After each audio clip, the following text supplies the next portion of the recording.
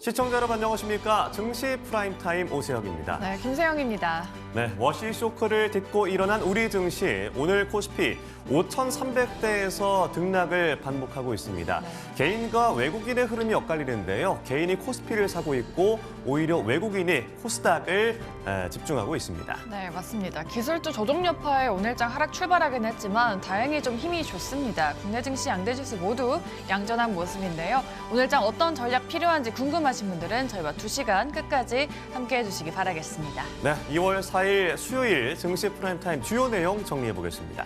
네, 투자 상위 1%는 지금입니다. 1% 초고수들의 매매 패턴을 분석하는 시간인데요. 오늘장 실시간 순매수 그리고 매도 종목들 알아보도록 하겠습니다.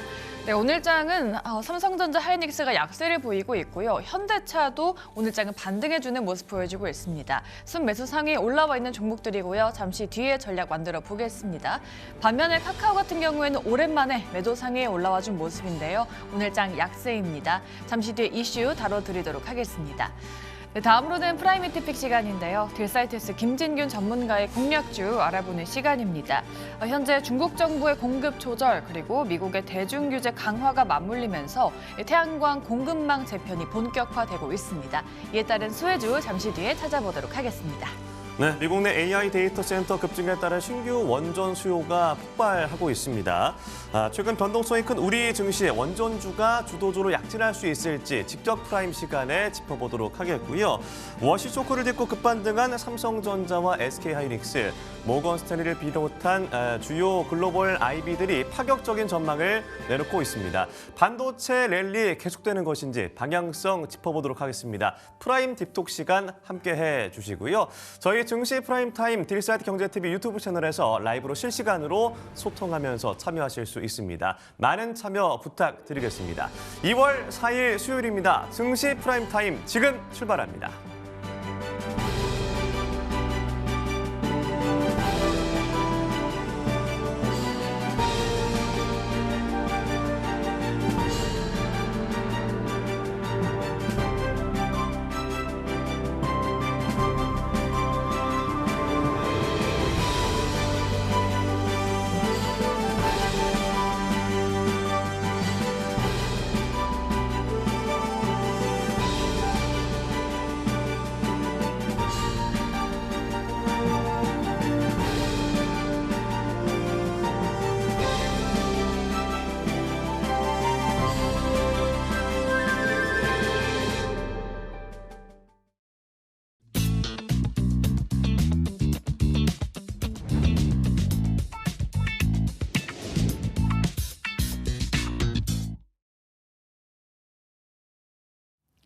네, 시장의 변동성을 이기는 고수들은 지금 어떤 종목을 사고 또 팔고 있을까요? 이 시간에 자세하게 알아보겠습니다. 투자 상위 1%는 지금 제인시 투자자문 소재민 대표와 함께합니다. 안녕하십니까? 네, 안녕하세요. 네, 10시 남자 다시 복귀하셨네요. 네. 네. 어제 장이 너무 좋았는데 네네. 절친분께서 좀 잘 하고 가셨습니다. 예. 어제 저도 눈팅했습니다. 사람들이 네. 그러더라고요. 번갈아서 나오면 소떡소떡이라고 김덕구 대표여가지고 소덕 네, 죄송합니다. 네, 소떡에서 소를 맡고 있는 우리 네. 왕자님. 자, 오늘 시장도 다행히 좀 좋습니다. 그런데 약간은 좀 불안한 그런 기운이 감지가 되고 있긴 하거든요. 지금 상승도 좀 즐겨봐도 괜찮은 구간인가요? 제가 여러분들한테 월요일 지난주부터 계속 말씀드렸던 것 같아요. 네. 국내 증시가 왜 강한지 그리고 지금 우리가 어떤 거를 주목해야 되는지. 그러니까 그냥 많은 분들이 오늘 시장 올라가니까 아우 좋다 앞으로도 좋겠지. 시장 빠지니까 이제부터 무너지나 이렇게 단순히 당일 시장만 보고 일희일비하면 너무 스트레스 받거든요. 맞아요. 기회를 잡지를 못해요. 그리고 여러분들이 좀 제가 걱정 들어온 요인 중에 하나가 뭐냐면 네. 아마 다음번에 또 폭락 나오면 아마 어떻게 하실 것 같아요? 또 무서워서 도망치지 않을까요? 그러면은 한 번 더 올라가겠네요. 아. 네, 이런 게 약간 시장을 학습시킨다라는 표현을 전 많이 하는데 예. 보통 이제 투자자들이 처음에는 무서워요. 빠지니까 이거 못 사겠다 이러다가 이제 이게 몇 번 반복되면 사람 심리상 야 이번에는 사야지 딱 이런 순간이 찾아올 거거든요. 맞아요. 그때부터 빠지죠 기가 막히게. 그래서 이제 우리는 그렇게 하지 말고 네. 어떤 포인트들 때문에 지금 시장이 흔들렸는지 이런 거를 좀 여러분들이 알고 투자를 하시면 좋은데 자 월요일 날 왜 빠졌을까 생각을 해보면 사실 뭐 제가 월요일 날도 말했지만 뭐 큰 악재 없어요. 막 이런 얘기들 했잖아요. 지금 국내 증시가 이렇게 변동성을 보이는 요소는 나스닥 차트만 좀 보면 돼요. 그러니까 나스닥 차트 한번 볼게요. 자, 나스닥 차트를 보면은 제가 지금 국내 증시가 이렇게 힘이 좋은 이유는 나스닥이 재미없기 때문이다라고 말을 했어요. 나스닥이 고점을 못 뚫고 이렇게 수렴을 하고 있는 상황이기 때문이었거든요. 자, 월요일 날 시장이 왜 빠졌을까? 월요일 날 국내 증시가 왜 이렇게 많이 빠졌을까를 생각을 해보면 그때 나스닥 지수가 이 추세선 하단 부근에 위치한 상태로 금요일 날 종가를 마감했는데 월요일 날 선물 지수가 이 아래를 이탈했던 거예요. 그럼 이제 투자자들 입장에서는 야, 드디어 나스닥이 방향을 잡았나 보다. 아래로 방향을 잡은 거야. 큰일 났다. 이러면서 이제 월요일 날 사람들의 매도세가 쏟아졌던 거거든요. 근데 이제 우리나라 장 끝나고 보니까 갑자기 나스닥 지수가 저녁 6시부터인가 슬금슬금 올라가더니 또 기가 막히게 추세선 하단을 이탈 안 하고 지켜줬네. 그러니까 또 국내 증시 입장에서는 아, 월요일 날 나스닥이 하단을 깰 거라는 그 두려움 때문에 매도세가 얹어진 것들이 있었는데 화요일 날 눈 떠보니까 나스닥이 그 자리에 안 깬 거예요. 그럼 어제 괜히 팔았네 하면서 반발 매수세 유입되면서 어제 반등이 나온 거고. 자, 그리고 또 지금 지수 위치 보면은 딱 추세선 하단 부분에 위치해 있거든요. 그러니까 이제 위든 아래든 이제 나스닥이 방향성이 잡힐 거예요. 자, 그럼 이 방향성이 게다가 이제 추가적으로 또 우크라이나 러시아의 전쟁이 이제 마무리될 것 같다라는 지정학적 리스크 해소에 대한 기대감, 또 이란하고 미국하고 또 이제 대화로 잘 풀어낼 것이라는 그 지정학적 리스크 해소에 대한 기대감, 이 두 가지들이 주가 상방의 요인이기는 하거든요. 자, 그래서 사실 여기서 시장을 뺀다? 뭐 소프트웨어에 뭐 AI가 산업이 확장해서 소프트웨어 기업들이 안 좋아서 어제 뭐 미증시 기술주들이 빠졌습니다. 뭐 이런 걸로 시장을 밑을 깨봐야 사실 걱정 안 하셔도 돼요. 이런 이유로 깨는 건 사실 문제될 거 없고, 이제 중요한 건 사실 진짜 본 게임이 그래서 내일 아침이거든요. 오늘 뭐 국내 증시, 뭐 체스님 지금 오늘 시장 변동성 너무 큰데요. 오늘 올라갈까요? 떨어질까요? 오늘 떨어지면 어떡하죠? 떨어져도 상관없어요. 내일 아침 눈 떴는데 이제 구글 실적 발표에 따라 구글의 주가 움직임이 상당히 중요해질 거예요. 지금 미증시가 왜 못 치고 가는가 생각을 해보면 이유가 없어서 그래요. 왜 올라가야 되는데? 지금 기술주에 뭐 새로운 이슈 있어? 없어요. 뭐 다 정해진 이슈밖에 없습니다. 그런데 우려는 있죠. 뭔가 지금 막 반도체 가격들도 많이 올라가고 AI가 대박이라 그래서 지금 기업들이 앞다퉈서 막 데이터 센터도 짓고 막 설비 투자를 하는데 수요가 너무 많으니까 이 공급 물량 가격들이 막 올라가는 거죠. 그러니까 뭐 HBM 반도체 하나 하려고 해도 이게 얼마야? 막 이게 비싼 돈을 주고 지금 어떻게든 막 하고 있는데 그래서 비싼 돈 줬는데 그만큼 돈 벌 수 있어? 약간 지금 시장은 이걸 걱정하고 있거든요. 그러니까 AI 소프트웨어 이거 정말 대박인 거 알겠는데 그래서 너네들 지금 이거 대박 나겠다고 지금 이만큼 투자를 하고 있는데 이거 돈 다 뽑아낼 수 있겠어? 못 뽑아낼 수도 있잖아. 하면서 이제 오라클 같은 경우가 실적을 지난 분기 실적을 했는데 영 실망스러워. 오라클에 대한 투자도 애매한 것 같아. 막 이러면서 그래서 지금 미증시가 불안에 떨고 있거든요. 그래서 미증시가 원하는 건 딱 하나예요. AI 소프트웨어 정말 돈 벌 수 있는가? 그러니까 돈 벌 수 있다는 건 다 알아요. 근데 투자한 것보다 더 벌 수 있는가? 이게 지금 포인트거든요. 그러다 보니까 지금 시장은 그것만 집중하니까 다른 기업들 실적 잘 나왔다. 그래도 뭐 너네들한테는 관심 없어. 니들이 중요한 게 아니라 지금 AI 소프트웨어 를 다루는 기업들의 실적이 되게 중요하거든요. 제일 처음 마이크로소프트가 그걸 딱 깠어요. 마이크로소프트 너가 이제 우리에게 확신을 줄 수 있겠니? 하고 딱 깠는데 실적은 좋기는 한데 클라우드 AI 부분이 뭔가 좀 시원찮네? 이것 봐. 역시 AI 소프트웨어 투자한 거 대비 돈 못 벌겠다라는 불안감이 가졌고 또 팔란티어 같은 경우도 굉장히 중요하거든요. 이쪽은 깠는데 잘 나왔어요. 이쪽 실적이 잘 나왔기 때문에 미증시가 반등을 할 수 있었던 요소이기도 합니다. 자, 그리고 이제 나와 있는 건 내일 나오는 구글입니다. 자, 그럼 결국 제미나이가 사실 지난 분기에 되게 대박이 났기 때문에 아마 실적 잘 나올 거 아무도 의심하는 사람 없을 거예요. 그래서 여기가 기대 이상의 실적을 보여주고 앞으로도 성장성을 보여줄 수 있다라고 하면 이제 그때는 미증시가 상승할 이유가 생깁니다. AI 소프트웨어 걱정 안 해도 되겠다라고 하면서 그러면서 이제 미증시 치고 올라가면 당연히 국내 증시도 훈풍이 불 수 있겠죠. 근데 만약에 내일 구글이 시장 기대보다 낮은 성적표를 제출하고 앞으로 돈을 더 이만큼 벌 수 있을 거라는 기대를 했는데 이것보단 좀 덜 벌 것 같아요 라는 말을 던지는 순간 이제 그때부터는 불안이 확신이 되겠죠. AI 소프트웨어 이거 지금 돈은 될지 몰라도 이 투자 자체가 말이 안 된다. 너무 투자 비용 많이 들어간다라는 시장에 불신이 생기면서 아래로 내리꼽을 수 있는 거예요. 그럼 그때 과연 국내 증시가 싱글벙글 지금처럼 올라갈 수 있을까요? 못 올라가겠죠. 그래서 일단 국내 증시 같은 경우는 오늘 흐름 상당히 좋아요. 상승 추세까지 잘 지켜내고 있고 과열 지지선 뭐 문제 없습니다. 그래서 사실 오늘 증시가 문제가 아니라 내일 아침에 구글 실적 발표에 따라서 이게 안전하다라고 하면 국내 증시 고점 더 치고 올라갈 거고 구글이 위태롭다 하면은 그때부터는 코스피는 적게는 다시 한 번 더 5,000선 확인할 수 있고요. 많게는 4,700 1700선까지도 밀릴 수 있어요. 내일 아침이 결과에 따라서. 그러면 지금 시장 분위기 좋다고 막 리나뉴하고 따라 들어갔어요.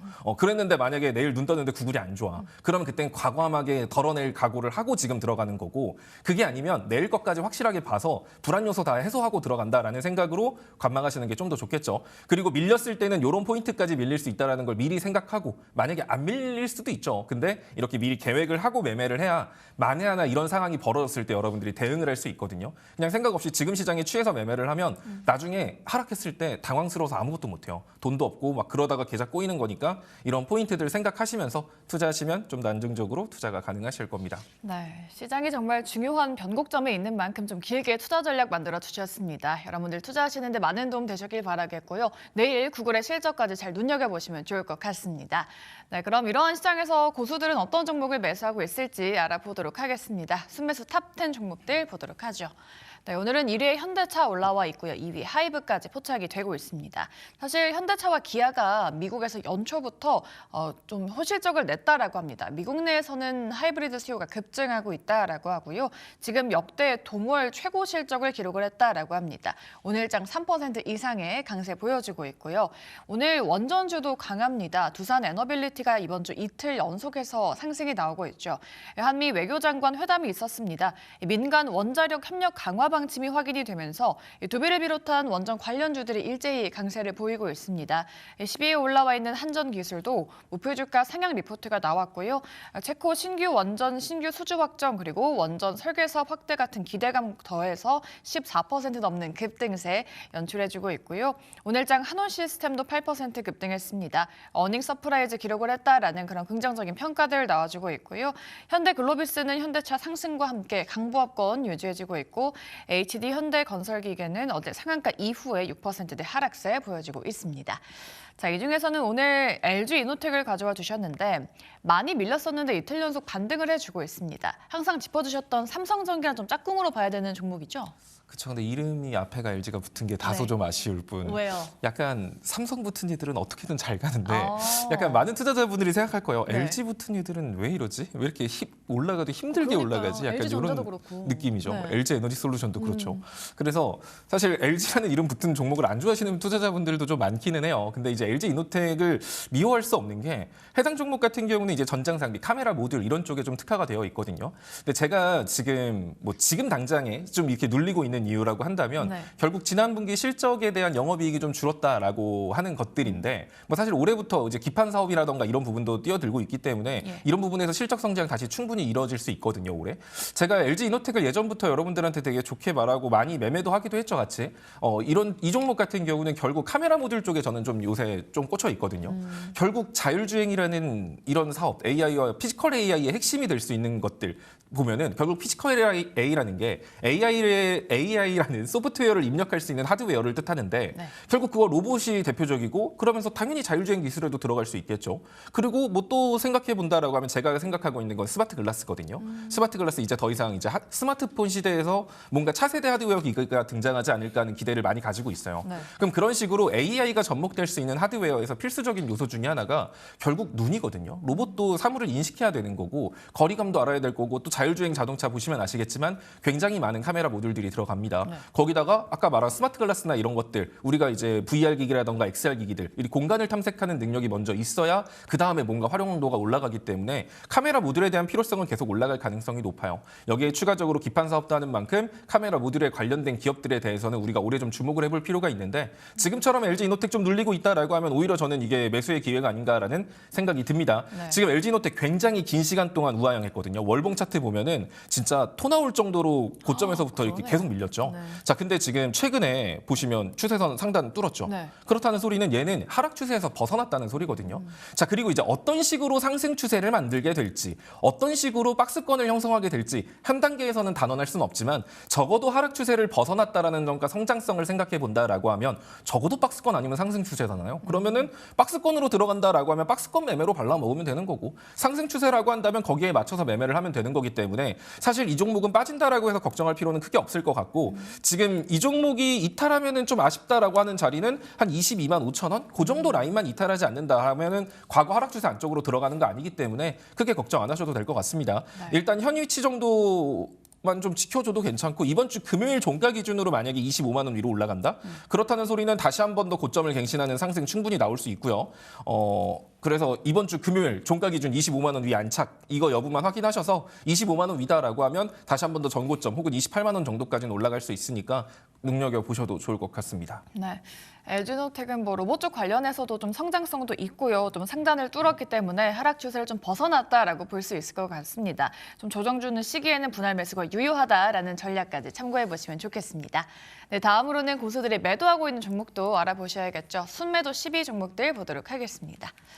네, 오늘은 오랜만에 좀 카카오가 1위에 올라와 있습니다. 카카오 최근에 좀 계속해서 주가가 부진하죠. 오늘도 약세를 보여지고 있고요. 세아 베스틸 지주도 올라와 있습니다. 이 종목은 몇 달간 주가 우상향을 했던 종목이죠. 오늘도 3% 이상 상승해주면서 최고가 돌파해주고 있습니다. 스페이스 X에 대한 기대감이 묻어있는 종목이죠. 세아 베스틸 지주 3위에 이름을 올리고 있고요. 원전주로 묶이고 있는 대우건설도 오늘장 9% 내외의 초강세 보여지고 있고요. 오늘 2차 전지 가 나쁘지 않습니다. 5위에 올라와 있는 에코프로 최고치 돌파했죠. 5%대 강세 보여지고 있고요. 6위에 있는 전진건설로봇 소 대표님의 공략주였죠. 어제 이제 상한가를 기록을 했습니다. 재건 테마주로 분류가 되면서 주가 좀 끌어올려주는 모습 연출해주고 있고요. 삼성전자는 오늘 약세 보여지고 있고 전력설비주도 오늘장 강세를 좀 보여주고 있습니다. 대한전선 3%대 상승이고요. HD현대에너지솔루션도 이틀 연속 강세를 보여지고 있습니다. 자, 이 중에서 삼성 SDI를 저희가 분석을 해보도록 할 텐데요. 대표님의 공략주였습니다. 이미 또 수익을 많이 내줬었는데 오늘도 좀 분위기 괜찮은 것 같아요. 사실 지금 여기에 대해서 얘기할 얘기가 너무 긴데 네. 최대한 좀 랩을 해보면서 좀 네. 전달해드리고 싶은 내용이 뭐냐면 아까 앞부분에 제가 여러분들한테 오늘 구글 실적 잘 나오면 네. 걱정할 필요 없다라고 했잖아요. 그러니까 우리가 항상 생각하는 거 오늘 보면 원전 잘 가고 전력 설비 잘 가고 ESS 쪽 잘 가고 SFC까지도 잘 가는 것 같은데 근데 이유가 뭘까요?라고 물어보면 네. 뭐라고 생각하실까요? 다들 뭐 그때 미국하고 뭐 고위급 뭐 한다던데요. 뭐 요 뉴스 때문에 네. 잘 가는 거 아니에요? 그렇게 아마 대부분 다 나올 거예요. 네. 근데 그것만 있는 게 아니에요. 그러니까 결국 구글 지금 미증 씨가 눌렸던 가장 큰 이유가 아까 AI 산업 소프트웨어에 대한 불안감 때문이었거든요. 네. 이 소프트웨어가 진짜 돈 벌 수 있는 거 맞아? 데이터 센터 여기다 투자해도 되는 거 맞아? 이런 생각들이었는데 네. 만약에 이 구글 실적이 잘 나오면 거기에 대한 우려가 줄겠죠. 네. 그러면은 당연히 데이터 센터 여기 돈 많이 들어가도 괜찮겠다. 그러면 최근에 눌렸던 미국의 대표 기업 중에 하나는 오라클. 또 이것도 AI 소프트웨어에 관련된 기업이니까 네. 데이터 센터 쪽 그럼 오라클도 상승할 가능성이 높아요. 그럼 오라클이 상승한다라는 건 데이터 센터에 대한 이제 시장 투자자들의 이제 데이터 센터가 돈 먹는 기계긴 하긴 하지만 네. 여기에 투자할 만한 가치가 있다라는 의미로 해석될 수 있거든요. 그럼 오라클이 반등하면 데이터 센터에 대한 매력이 커지죠. 네. 그럼 데이터 센터에서 파생될 수 있는 게 뭘까요? ESS? ESS, 네. 전력 설비, 원전, SOFC예요. 자, 오늘 올라가는 거랑 같죠. 네. 그러니까 내일 구글 실적이 잘 나왔을 때 여러분들이 주목해야 되는 게 이런 쪽으로 연결해서 봐야 되는 예. 거예요. 그냥 지금 오늘 올라간다고 미국하고 고위급 해당됐대. 뭐 이것 때문에 올라간다고 이것만 가지고 보는 게 아니라 정말 투자를 하고 이게 여기에 돈을 많이 넣는 사람들은 단순히 그 부분만 보는 게 아니라 이 뒷부분까지 보는 거예요. 그럼 여러분들도 마찬가지로 구글에 대해서 오늘 실적 발표가 잘 나왔다. 네. 그럼 주목해야 될 게 오라클 주가 급등할 수 있겠구나. 이제 오라클 바닥치고 올라갈 수 있겠구나를 생각해야 되는 거고 네. 자연스럽게 데이터 센터랑 파생될 수 있는 종목군들 섹터들 중에 안 올라간 거 이거 찾아봐야겠다. 이거를 미리 생각해야 되는 거예요. 그래서 삼성 SDI도 마찬가지예요. 결국 ESS, LG엔솔, 삼성 SDI 이런 애들 같은 경우도 이번에 구글 실적 잘 나오면 사실 구글하고 얘네들하고 뭔 상관이야라고 생각을 하겠지만 얘네들로 인해서 데이터 센터가 다시 부각받을 수 있고 데이터 센터가 부각되면 다시 한 번 더 ESS에 대한 관심이 커질 수 있으니까 삼성 SDI랑 LG엔솔 같은 경우가 오늘 시장 혼조세에서도 잘 버티거나 올라가는 모습을 보이는 겁니다. 네. 자, 그런 관점에서 현재 삼성 SDI 같은 경우는 제가 계속 말하고 있죠. 얘는 어차피 더 가요. 그러니까 살 때 제가 그때도 삼성전자 그냥 물려요. 막 계속 이런 얘기 하잖아요. 그러니까 얘도 사실 그런 관점으로 보셔도 되거든요. 다만 지금 현재 추세 자체는 이런 느낌으로 주봉상 추세가 형성되고 있기 때문에 여기서 밀린다라고 했을 때 추세선 하단 라인인 33만 원 정도까지도 밀릴 수도 있다라는 것만 생각을 하고 들어가는 거예요. 밀릴까 봐 무서워가 아니라 밀리면 거기서 더 산다 생각하고 지금 구간에서 여러분들이 접근하셔도 되고요.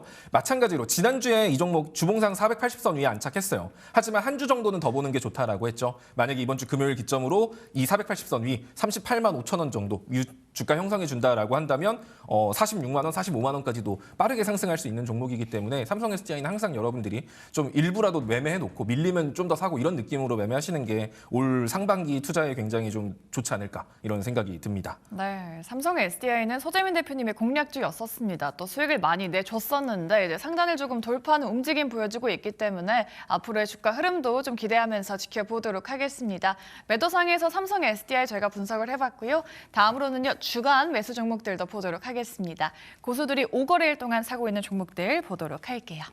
네, 오늘 1위에 삼양식품 올라와 있고요. 현대차도 포착이 되고 있습니다. LNF와 셀트리온까지 올라와 있는 상황이죠. 자, 이제 삼양식품 오늘장 주가는 계속해서 좀 밀리고 있습니다. 스페인 내에서 최초의 공식 유통사로 현지 리테일 유통사를 선정했다라고 합니다. 작년에 창사 이래 처음으로 매출 2조 원을 넘어섰다라고 하는데요. 수익성도 개선이 됐다라고 하지만 실적 발표한 이후에 계속해서 밀리고 있습니다. 그리고 KB금융 같은 경우에는 지금 4대 금융지주로 좀 꼽히고 있죠. 주가도 함께 순풍을 타고 있습니다. 국내 주식시장의 가파른 상승세 덕분이다라고 합니다. 1년 전 대비해서 주가는 최소 50% 이상 뛰어 올랐다고 하죠. 올해는 KB금융이 상대적으로 빠른 주가 상승을 보여주고 있습니다.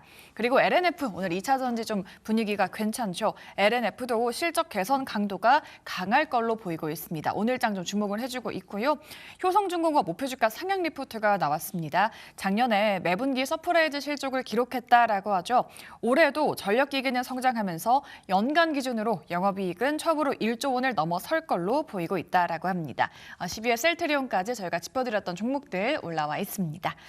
자, 이 중에서는 네이버 보겠습니다. 네이버가 3위에 이름을 올려주고 있습니다. 지금 AI 관련 기대감도 있고 스테이블 코인 관련한 이슈도 있습니다.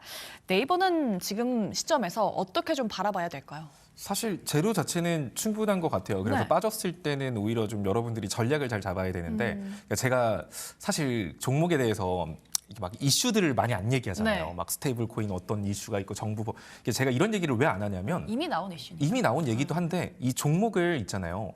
좋게 포장하려고 그러면 한도 끝도 없이 좋게 그러네요. 포장할 수 있거든요. 예. 나쁘게 까내리려고 하면 한도 끝도 그것도 없이 한도 나쁘게 끝도 말할 없이. 수 있어요. 네. 그래서 사실 그런 얘기들을 제가 예를 들어 뭐 좋은 이슈들을 가지고 설명을 해버리면 여러분들은 그 말을 듣고 그냥 그것만 판단의 근거로 삼거든요. 그러니까 좀 더 객관적으로 보라는 말에서 제가 시장을 녹여서 말을 하거나 이 종목의 네. 차트를 보면서 말을 하는 거예요.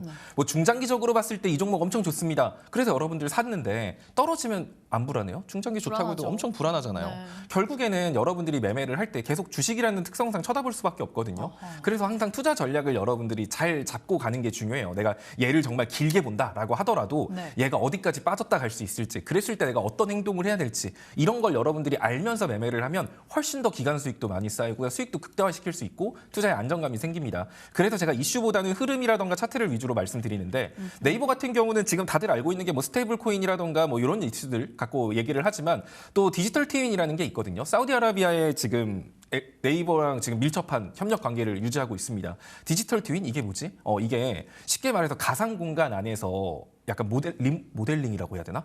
가상 공간 안에서 약간 그 3D로 뭐 이렇게 만드는 거예요. 도시 같은 걸. 그래서 약간 실제로 우리가 직접 만들어 보지 않고도 가상 공간에서 테스트를 해볼 수 있는 거잖아요. 네이버가 이런 기술이 약간 전 세계에서 독보적으로 탑급이거든요. 그러니까 왜 네이버가 탑급인가라고 생각하면 네이버 이거 그냥 인터넷 검색창에 뭐 있는 기업 아니야라고 네. 생각하겠지만 여러분들 네이버 지도, 네이버 부동산 이런 것들 다 생각을 해보면 3D 뷰부터 시작해갖고 다 있잖아요. 그래서 이런 기술에 대해서 세계적으로 인정을 많이 받아서 사우디랑 협력 관계를 가지고 있습니다. 그래서 네이버 같은 경우는 디지털 트윈뿐만 아니라 스테이블 코인에 대한 이슈도 있고 AI에 관련된 이슈도 존재하는 거예요. 게다가 뭐 실적도 안정적으로 향상되고 있고요. 네. 근데 이렇게 좋게 말하면 와 네이버 진짜 좋다 빨리 사야지 이렇게 생각을 하시니까 이런 얘기를 안 해주는 건데 일단 네이버 같은 경우는 지금 이런 느낌의 상승 추세를 만들고 있다라고 보셔도 좋을 것 같아요. 지금 보시면 이런 느낌으로 지금 추세선 하단 부근이거든요. 그래서 차트적인 관점으로는 사실 현 구간이 일전에 위에서 파신 분들은 다시 잡아도 되는 구간이에요. 그럼 지금 다시 잡으면은 어디서 팔아야 될까요? 다음번 추세선 상단 라인인 29만 5천 원. 여기 오면 팔아야 돼요. 그러니까 이런 생각을 하면서 여러분들이 네이버를 길게 끌고 가는 거지 그냥 이슈만 보고 좋다 하면 안 된다는 거예요. 그리고 네이버를 여러분들이 항상 투자할 때 제가 네이버는 너무 쉬운 종목이다. 얘는 그냥 주봉상 박스권이다. 그냥 이거 보면서 박스권 상단 뚫으면 위로 많이 간다. 근데 박스권 상단 못 뚫으면 박스권 하단 찍고 다시 오니까 이 안에서 여러분들이 가지고 놀면 된다라는 생각으로 네이버를 접근하시면 되거든요. 근데 이제 최근에 거래량이 실리는 상승이 나왔기 때문에 약간 이런 느낌으로 지금 저점까지 같이 올려가고 있는 것 같아요. 그러면 지금 네이버는 여기서 밀린다라고 했을 때 여러분들이 주요 지지선으로 봐야 될 라인이 25만 원 라인이에요. 요 25만 원, 요 라인만 이탈하지 않는다, 반등한다, 그리고 여기 뚫으면 이제 위로 쏩니다. 네. 요거 생각하시면서 이거 캡처해 놓고 요런 흐름으로 움직일 수 있겠구나라는 걸 생각하시면서 네이버 접근하셔야지 그냥 이슈 보고 그냥 냅다 사고 그러면 안 됩니다. 네, 좋습니다. 네이버 상승 추세 만들어주고 있습니다. 지금은 추세선 하단 부근에 있기 때문에 좀 공략이 유효한 지점이다라고 말씀해 주셨고요. 상단 돌파할 수 있을지도 기대해 보겠습니다.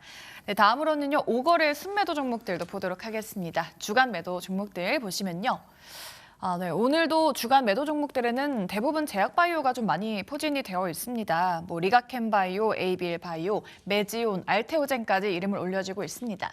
네, 알테오젠 같은 경우에는요, 미국 머크와 체결한 수출 기술에서 총 매출의 2%를 로열티로 받기로 했다라는 내용이 시장에 공개되면서 최근에 좀 출렁였습니다. 그러면서 다른 한국 바이오텍들도 다르지 않을 거다라는 우려가 조금 반영이 되는 것 같은데요. 제약바이오는 조금 주춤해주고 있고요. 한화비전도 최근 주가를 우상향해주는 종목으로 올라와 있고요. 하이브 그 위에 올라와 있습니다. 그리고 10위에 올라와 있는 SK스퀘어 같은 경우는 최대 자회사 SK하이닉스의 HBM 수혜를 누리고 있는 종목이죠. SK하이닉스와 주가 커플링 되고 있고요. 오늘장은 약간 SK하이닉스와 함께 약세를 그려주고 있습니다. 자, 이 중에서는 저희 7위에 올라와 있는 삼성전기 보도록 하겠습니다. 삼성전기 사실 뭐 빠져도 불안하지 않은 종목이다 또라고 말씀을 하셨었는데요. 좀 추세가 괜찮다가 오늘은 약세를 보여주고 있긴 하거든요. 그러면 삼성전기는 오늘이 타이밍이다라고 봐도 괜찮을까요? 조금 더 기다리면 좋죠. 그러니까 제가 조금 더 조정을. 삼성전기를 사실 근데 지금 물려도 돼요. 물리고 밀리면 더 사면 되죠. 네. 약간 이런 마인드로 가도 되는데 제가 왜 삼성전기를 가지고 왔냐면 예. 아까 말한 것처럼 여러분들이 그냥 끌고 가더라도 중간중간에 우리가 마음 같아서는 안 쉬고 그냥 냅다 계속 올라가면 좋겠지만 그쵸. 중간중간 어쩔 수 없이 필연적으로 조정은 찾아온단 말이에요. 그러면 내가 얘를 중장기적인 관점으로 전 가치 투자할 거예요. 장기 투자할 거예요라고 하더라도 일정 수량 가지고는 좀 사고팔고를 병행하시면 훨씬 더 평단 관리라던가 기간 수익이라던가 약간 유연한 대응이 가능하거든요. 예. 그래서 그거 포인트 체크해 드리려고 했는데 자 보시면 삼성전기는 그냥 얘도 지금 여러분들이 캡처해 두시면 좋을 것 같아요. 네. 이런 느낌의 추세로 움직이고 있어요. 그러면 여러분들이 얘가 지금 이런 느낌의 추세로 움직이는구나라고 알았으면 어제 추세선 상단 부근이었죠. 그럼 여기서는 어떻게 해야 될까요? 여기서 따라잡아야 될까요? 얘가 더 가긴 하겠죠. 근데 여기선 따라잡으면 안 되겠죠. 왜냐면 여기는 8짜리니까. 자 그래서 여기에 지금 차익 실현 매물 나오면서 오늘 살짝 밀리고 있는 거예요. 그러면 여기까지 얘가 예를 들어 쪼로록 밀려가지고 한 28만 원, 28만 5천 원까지 밀렸어요. 그럼 여기서는 추세선 하단이잖아요. 네. 그럼 여기선 사야죠. 그래서 일정 수량 가지고는 추세선 상단 팔고 팔았던 수량 하단 만나면 다시 사고 이렇게 사고 팔고 하면 훨씬 더 수익이 극대화될 수 있는 종목이고요. 사실 이런 추세, 상승 추세에 있는 종목 같은 경우는 추세선 중단에 선 그어놓고 아래로 분할 매수하는 게 가장 좋습니다. 네. 사실 밀린다고 해도 크게 걱정 안 되고 삼성전기는 그런 종목이라서 지금 이 추세대로만 여러분들이 하시면 10% 수익 볼 거 15% 수익 보고요. 20% 수익 볼 거 30% 수익 볼 수 있습니다. 그러니까 이런 거 캡처해 두셔서 이거 활용하셔서 매매하시면 좋을 것 같아요. 네, 상승 추세로 좀 확연하게 우상향 중이긴 하지만 그 추세선 상단에 좀 와 있기 때문에 약간 유의해서 지켜보셔라라고 말씀해 주셨습니다. 삼성전기까지 저희가 자세한 전략 만들어 드렸고요. 마지막으로는 대표님의 탑픽을 들어보는 시간입니다.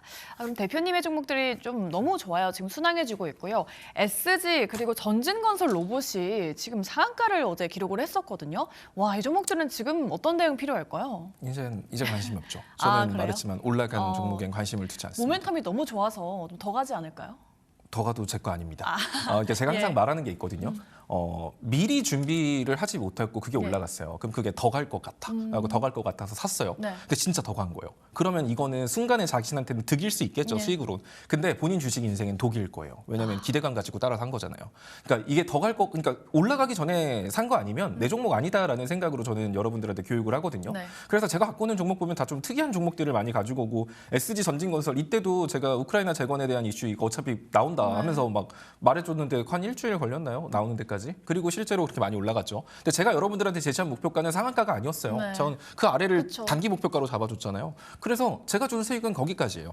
제가 뭐 상한가 드렸다 이런 말 안 하거든요. 네. 제가 목표가 거기 잡아줬는데 거기 뚫고 올라갔어요. 그럼 그 위로 분할 매도 하신 분들은 뭐 더 많이 먹었을 거고 딱 그 자리에서 팔았으면 좀 아쉽다라고 느끼겠지만 네. 수익은 수익이죠. 뭐 그렇게 약간 기간 수익 쌓아간다라는 생각으로 좀 여유롭게 주식하셨으면 좋겠어요. 좋은 뉴스 있으니까 더 가지 않을까요? 글쎄요. 더 가든가 말든가 상관없어요. 예. 미리 잡은 거 아니면 약간 이런 생각으로 하시면 좋을 것 같고요. 네. 오늘 탑픽주는 지금 뭔가 이상해요. 제가 갖고 왔는데 왜요? 제가 아침에 일찍 목표가랑 이런 걸 드리거든요. 네네. 근데 이 목표가를 이미 찍었는데 어머. 이거 그럼 목표가를 좀 올릴게요. 어. 자, 오늘 종목은 두산피오셀이라는 네. 종목입니다. 사실 아까도 말했지만 제가 왜 이 종목을 갖고 왔나 앞부분에 다 설명을 했어요. 구글 실적이 잘 나왔을 때 데이터 센터에 대한 관심이 커질 수 있고 네. 데이터 센터에 관심이 커진다라고 하면 자연스럽게 데이터 센터에서 파생될 수 있는 ESS, 원전 이런 애들, 전력 설비 이런 애들 올라갈 수 있는데 SOFC라는 두산피오셀 같은 경우는 SOFC라고 약간 분산 전원 시스템을 말하지만 그 고체 산화물 연료 전지라고 하거든요. SOFC가. 근데 여기에 들어가는 에너지가 수소예요. 그래서 현 정권이 결국 친환경 재생 에너지를 중요하게 생각하고 있고 또 원전도 이제 원전도 버리지 않겠다라고 했잖아요. 그러면 원전과 재생 에너지 이 두 가지의 교집합이 될 수 있는 게 수소 에너지란 말이에요. 원전을 통해서 만드는 수소. 그렇다라고 했을 때 수소 에너지가 되게 시장의 각광을 받을 가능성이 올 상반기, 하반기에 가능하기 때문에 두산피오셀이 또 거기에 대표적인 종목이거든요. 네. 그래서 해당 종목 사실 지금 들어가기에는 원래 36,000원을 단기 목표가로 잡아주고 38,000원 그리고 42,000원을 목표가로 잡아드렸는데 그러면 현 시점에서 만약에 들어간다라고 하면 좀 여유 있게 여러분들이 좀 잡으셔야 될 것 같아요. 한 33,000원 정도까지도 하락을 염두하셔서 여기까지 떨어질 수도 있다 하면 시장 빠지면 뭐 얘도 같이 빠지겠죠. 그러니까 33,000원까지도 빠질 수 있다는 거 염두하면서 분할 접근하시고요. 1차 목표가는 일단은 4만 원으로 올릴게요. 그럼 4만 원 올고 2차 목표가는 여기 갭자리인 42,000원 할 테니까 이런 식으로 접근하시면 이것도 쉽게 수익 보실 수 있을 겁니다. 네, 좋습니다. 두산피오셀 가져와 주셨습니다. 오늘 공교롭게 목표가를 돌파한 만큼 4만 원으로 올려잡도록 하겠고요. 손절가는 29,000원으로 대응해 보도록 하겠습니다. 자, 탑픽까지 들어봤고요. 앞서 말씀드렸다시피 종목들의 수익률이 너무 좋아서 이 전략이 궁금하신 분들 계시거든요. 어디로 갈까요? 더 자세한 얘기들이 궁금하신 분들은 아래 QR코드 보이시죠? 네. 여기 오시면 될 것 같고 보시면 아시겠지만 저는 수익 자랑을 그렇게 많이 하지 않아요. 네. 어차피 수익은 당연하게 드리는 네, 거라서 제가 대신 해드리고 있죠. 사실 그것보다 여러분들이 더 중요하게 생각해야 될 게 주식을 어떻게 하는지를 알아야 돼요. 계속 똑같은 패턴으로 그냥 뉴스 뜨니까 좋다 하니까 따라 사는 거 이런 매매 한계 진짜 명확하거든요. 잘 될 땐 잘 돼요. 근데 그러다가 한번 무너지면 너무 크게 무너져요. 투자 습관부터 해가지고 그런 거 다 바로 잡아 드릴 테니까 정말 제대로 주식을 해보고 싶다. 정말 색다른 시황을 보고 싶다 하시는 분들은 아래 QR코드 찍고 들어오시면 많은 도움 받아 가실 겁니다. 네, 좋습니다. 시장이 최근 좀 상승해 주는 만큼 소외되지 않을 수 있는 전략 만들어 드리겠습니다. 아래 QR 타고 들어오시면 되겠습니다. 많은 참여 부탁드리도록 할게요. 네, 오늘도 JNC 투자자문 소재민 대표와 함께했습니다. 대표님 오늘 말씀 고맙습니다. 네, 감사합니다.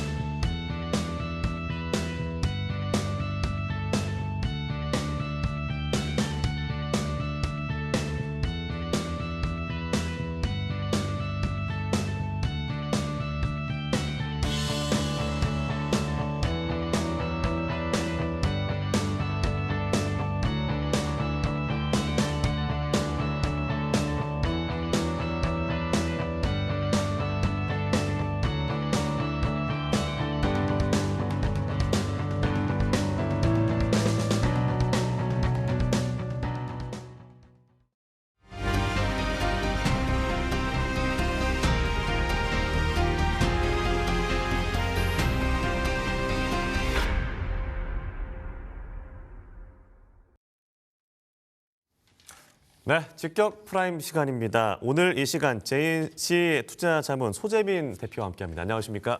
네, 안녕하세요. 네, 오랜만에 뵙습니다. 네, 안녕하세요. 오랜만에 뵙네요. 예. 오늘 이 시간 또 함께하게 됐는데 잘 부탁드리겠습니다. 네네. 자, 지금 이 시각 10시 33분 30초 지나고 있습니다. 오늘 장 시장을 관통하는 직격 이슈 세 가지 먼저 화면으로 만나보도록 하겠습니다. 네, 원전주에 대한 이슈가 다시 꿈틀거리고 있습니다. 미국 내 AI 데이터 센터 급증에 따른 신규 원전 수요가 폭발하고 있는 가운데 변동성이 큰 우리 증시에서 원전주가 주도주로 약진할 수 있을지 짚어보도록 하겠습니다.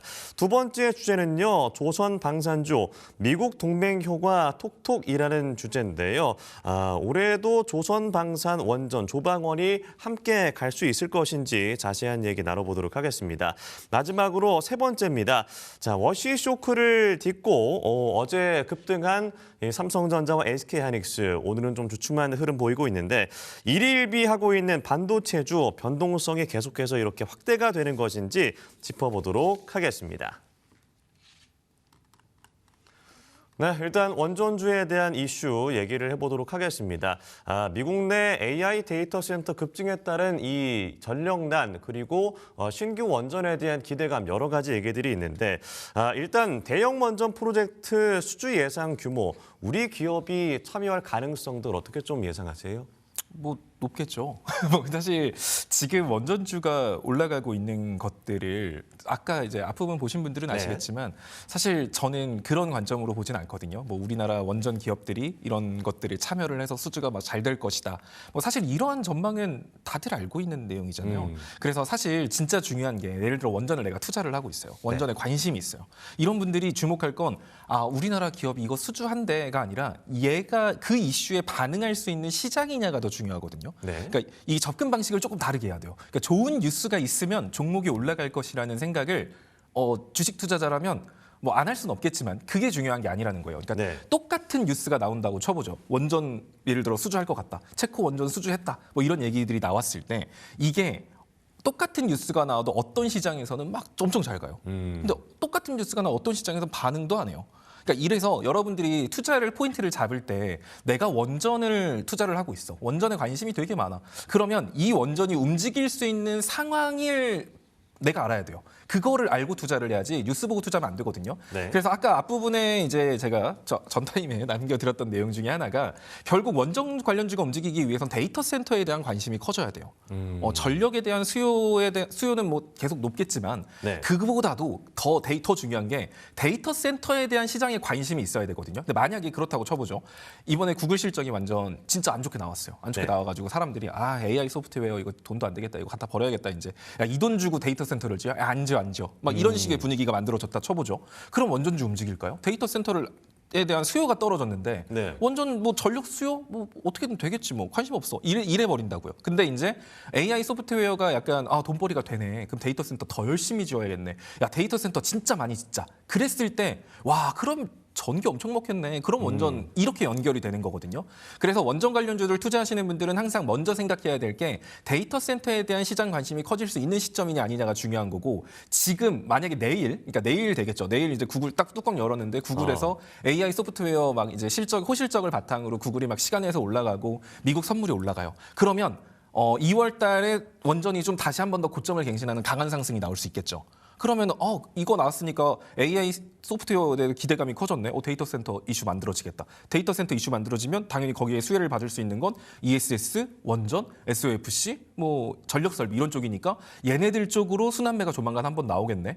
이렇게 보면 돼요. 이제 근데 만약에 내일 딱 눈을 떴는데 구글 실적 발표가 완전 와 큰일 났다 이거.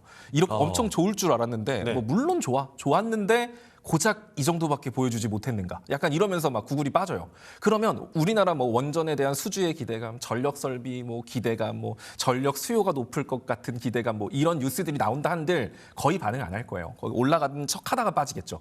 그러니까 여러분들이 주목할 건 이런 포인트들을 알아야 된다는 거예요. 원전 그냥 어떤 수주가 잘 될 것 같나요? 그럼 뭐 잘 되겠죠. 당연히 잘 될 건데 그것보다는 한 단계 더 생각을 해서 이제 내일 있을 이런 걸로 원전이 움직일 수 있는 상황이 만들어지는가가 좀 더 원전 관련주에 중요하지 않을까. 그래서 투자자분들이 중요하게 체크할 건 내일 구글 실적 발표 나오고 구글의 호실적이고 시장이 좋게 반응하면 원전주 고점 갱신할 가능성 높은 거고 그렇지 않다라고 하면 뭐 원전에서 좋은 이슈가 나온다라고 하더라도 당분간은 한 번 더 저점 테스트를 하러 내려갈 가능성이 높다라는 거. 그럼 투자자분들은 이거 기준점을 잡으면 미리 대응을 할 수 있겠죠. 이렇게 하시면 좋을 것 같아요. 그럼 단기적 관점에서는 진짜 내일 있을 구글의 실적 발표를 보고 판단하셔도 늦지 않다라고 이해하면 되는 건가요? 그렇죠. 아니면은 이제 근데 구글 실적 나쁠 리가 없잖아. 이렇게 생각하시는 분들은 네. 그냥 지금 들어가요. 지금 들어가서 실적 딱 깠는데 좋아. 그럼 이제 잘 잡은 거죠. 근데 딱 깠는데 실적 별로야. 그렇다고 해서 원전주가 바로 무너지진 않을 거예요. 직접적으로 관련성이 없는 거기 때문에. 그러면은 별로다 싶으면은 그냥 어제 산 거 그냥 팔아야겠다. 약손실 보고 좀 비중을 줄이면 되겠다. 이런 느낌으로 여러분들이 대응을 하시면 될 것 같습니다. 예. 그리고 또 중장기적인 호재라고 한다면 이 올해 6월에서 7월에 도입 예정인 국민성장펀드에 이 편입될 예정인 그런 원전주들일 텐데 이게 뭐 장기간도 묶여 있고 또 특혜가 좋기 때문에 여러 사람들이 좀 참여할 것 같은데 이 부분에 대한 어떤 수혜 예상도는 좀 어떻게 그려보세요?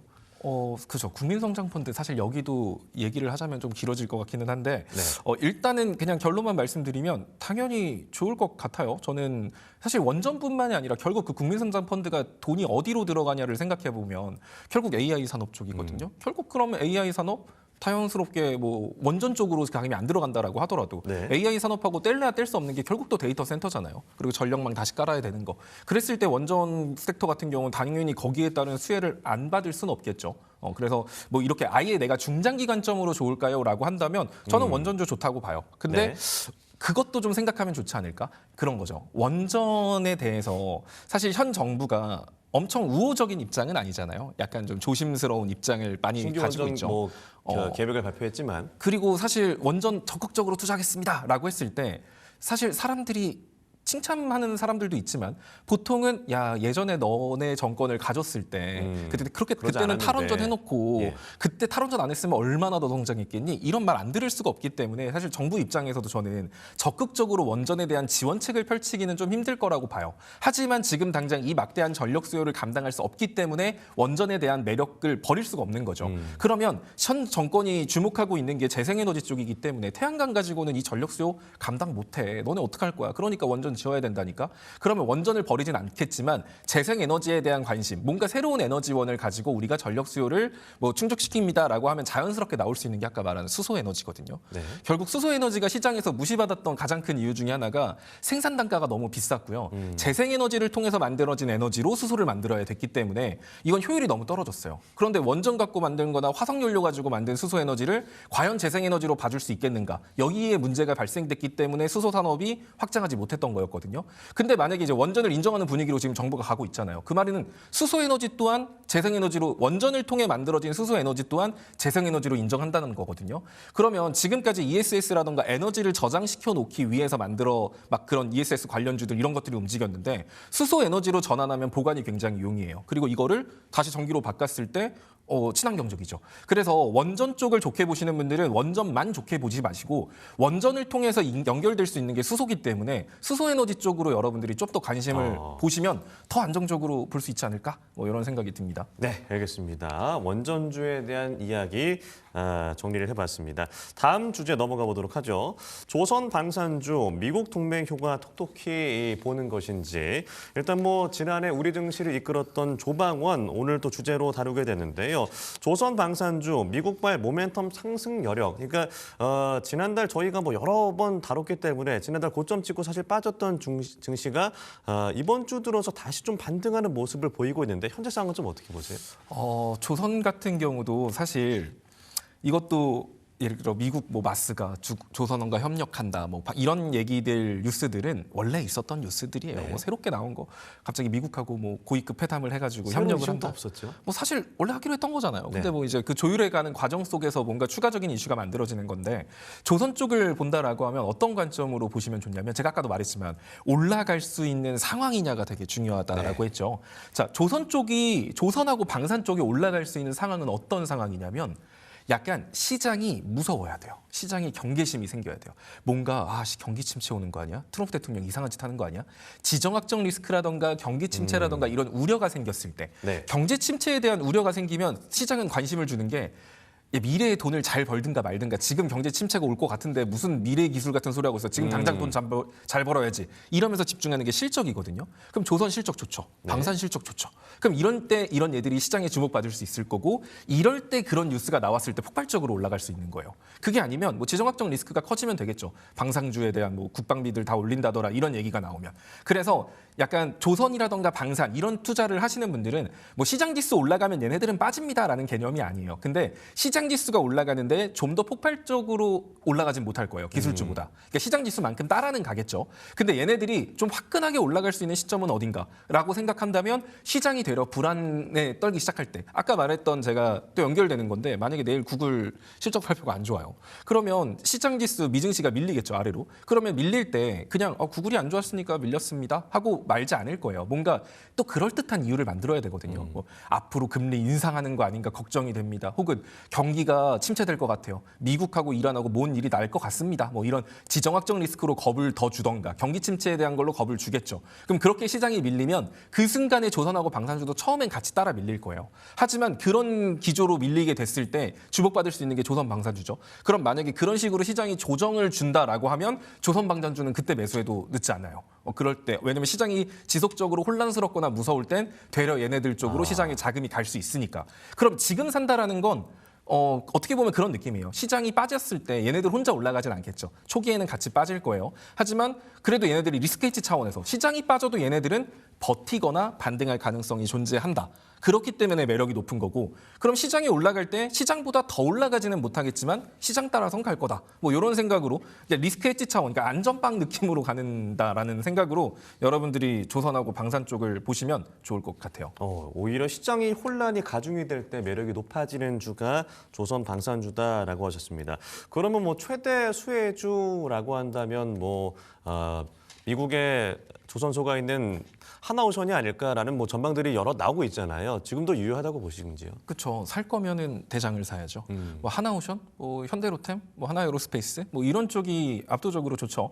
하나오션 같은 경우도 사실 이왕 살 거면 조선 쪽으로 산다? 그럼 저라면은 중소형주 안 올라간 거 찾기보다는 그냥 하나오션 보시면 될 것 같아요. 얘도 지금 차트적으로 추세가 살아 있는데 네. 이거 간단하게 차트를 좀 보시면 얘는 지금 주봉상 이런 느낌으로 가고 있다라고 보여지거든요.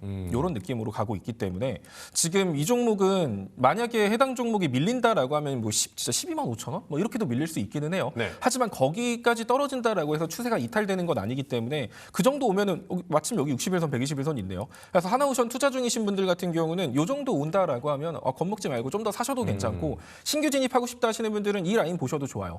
그리고 나는 이걸 정말 중장기로 보고 싶어라고 한다면 얘가 이 추세대로 움직일 가능성 높기 때문에 네. 추세선 상단 부근 왔을 때는 여기 추세선 상단 부근 왔죠. 이럴 때는 비중을 좀 줄이고 추세선 중단 아래로 다시 사고 여기서 올라가면 다시 한 번 더 추세선 상단 부근 그때는 한 15만 7천 원 정도 될 거예요. 거기 오면 또 일부 비중 줄이고 이런 식으로 중장기적인 관점으로 가더라도 이 추세에 맞춰서 매매를 하시면 여러분들이 조금 더 효율적으로 매매가 가능하실 겁니다. 네, 오늘 하나시스템 10% 넘게 급등을 하고 있고 말씀하신 대로 시장이 혼란이 가중이 될 때 매력이 있는 어떤 섹터다라고 말씀을 해주셨는데 좀 지금이 약간 혼란스러운 시기가 아닌가라고 생각하는 분들도 있을 것 같아요. 지정학적 리스크라든가 아니면 금리는 어떻게 되는 것이고 연준 의장이 케빈 허씨가 지목이 됐는데 어떻게 방향이 이어질지 현재 그럼 조방원 포트에 좀 뭔가 좀 담아보겠다라고 하신 분들은 비중을 좀 어떻게 조절하는 게 좀 좋을 것인가 조언을 해주신다면요? 비중을 어떻게 한다? 네. 저는 사실 방산 쪽은 이게 그런 거거든요. 그러니까 이 지정학적 리스크로 만약에 시장이 빠진다라고 해도 네. 결국 이게 지속될 가능성보다는 미국하고 이란하고 예를 들어 투닥한다고 했을 때 이게 엄청 길어지진 않을 거예요. 그래서 제가 생각하기에는 저는 조방원 쪽에 내 과비중을 넣는 건 좀 그렇고 해지 차원 정도의 느낌 안에서 그러니까 내가 투자를 100% 안 해서 그래도 우리가 원래 포트를 항상 구성을 할 때 한 방향성으로만 움직이는 포트대로만 구성을 하면 시장 빠질 때 대책이 없거든요. 그래서 이런 관점으로 조방원은 무조건 시장 빠지면 올라간다라는 의미가 아니에요. 시장 올라가면 따라 올라가요. 하지만 시장 지수만큼 올라갈 거고 시장이 빠졌을 때 버티거나 되려 올라갈 수 있는 특성을 가지고 있는 종목이기 때문에 이런 부분에서 본인이 매력을 느낀다라고 한다면 저라면은 조방원 쪽 포트에서 한 20%, 25% 정도? 요 정도까지는 괜찮다라고 보고요. 조선하고 방산하고 원전 쪽을 본다 그러면 저는 개인적으로 원전 하고 수소를 좀 묶어서 같이 좀 비중을 예. 담으시고 방산 쪽 같은 경우는 사실 조금 애매하기는 해요. 이쪽은 정말 비빌 수 있는 게 지정학적 리스크 커져야 되는데 이게 아무래도 그럴 거거든요. 지금 트럼프 대통령의 행보를 보면 우크라이나 러시아에 대한 전쟁이 마무리가 됐을 때 그리고 이란에 대한 문제가 마무리가 됐을 때 시장이 이제 트럼프 대통령이 볼 수 있는 쪽이 결국 또 북핵 문제 쪽으로 넘어갈 가능성이 높아요. 그랬을 때는 자연스럽게 또 현재 정권에서 북한하고 그렇게 관계를 개선시키고자 하는 의지가 강하기 때문에 네. 약간 남북 관계에 있어서 약간 남북 관계 개선이라던가 이런 지정학적 리스크를 축소시키는 듯한 이슈들이 막 시장에 나올 수 있거든요.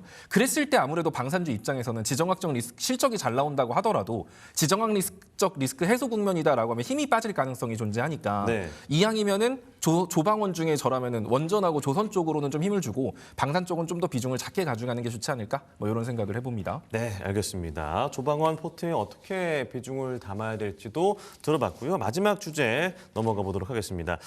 일일비하고 있는 반도체주 변동성이 확대되는가? 일단 가장 먼저 짚어보고 싶은 것은 이 오픈 AI, 엔비디아의 동맹 결렬, 뭐 확정까지는 아닙니다만 뭔가 갈등이 촉발되고 있는 양상이어서 1,000억 달러의 규모가 되는 어떤 투자를 보류하겠다라는 내용들. 이 여파는 좀 언제까지 가게 될까요? 내일이요. 딱 내일입니까? 실적 발표? 예. 네, 저는 이거는 지금 이 얘기가 더 시장에 부각받는 건 결국 근본적으로 그거거든요. AI 소프트웨어 돈 되는 거 맞아?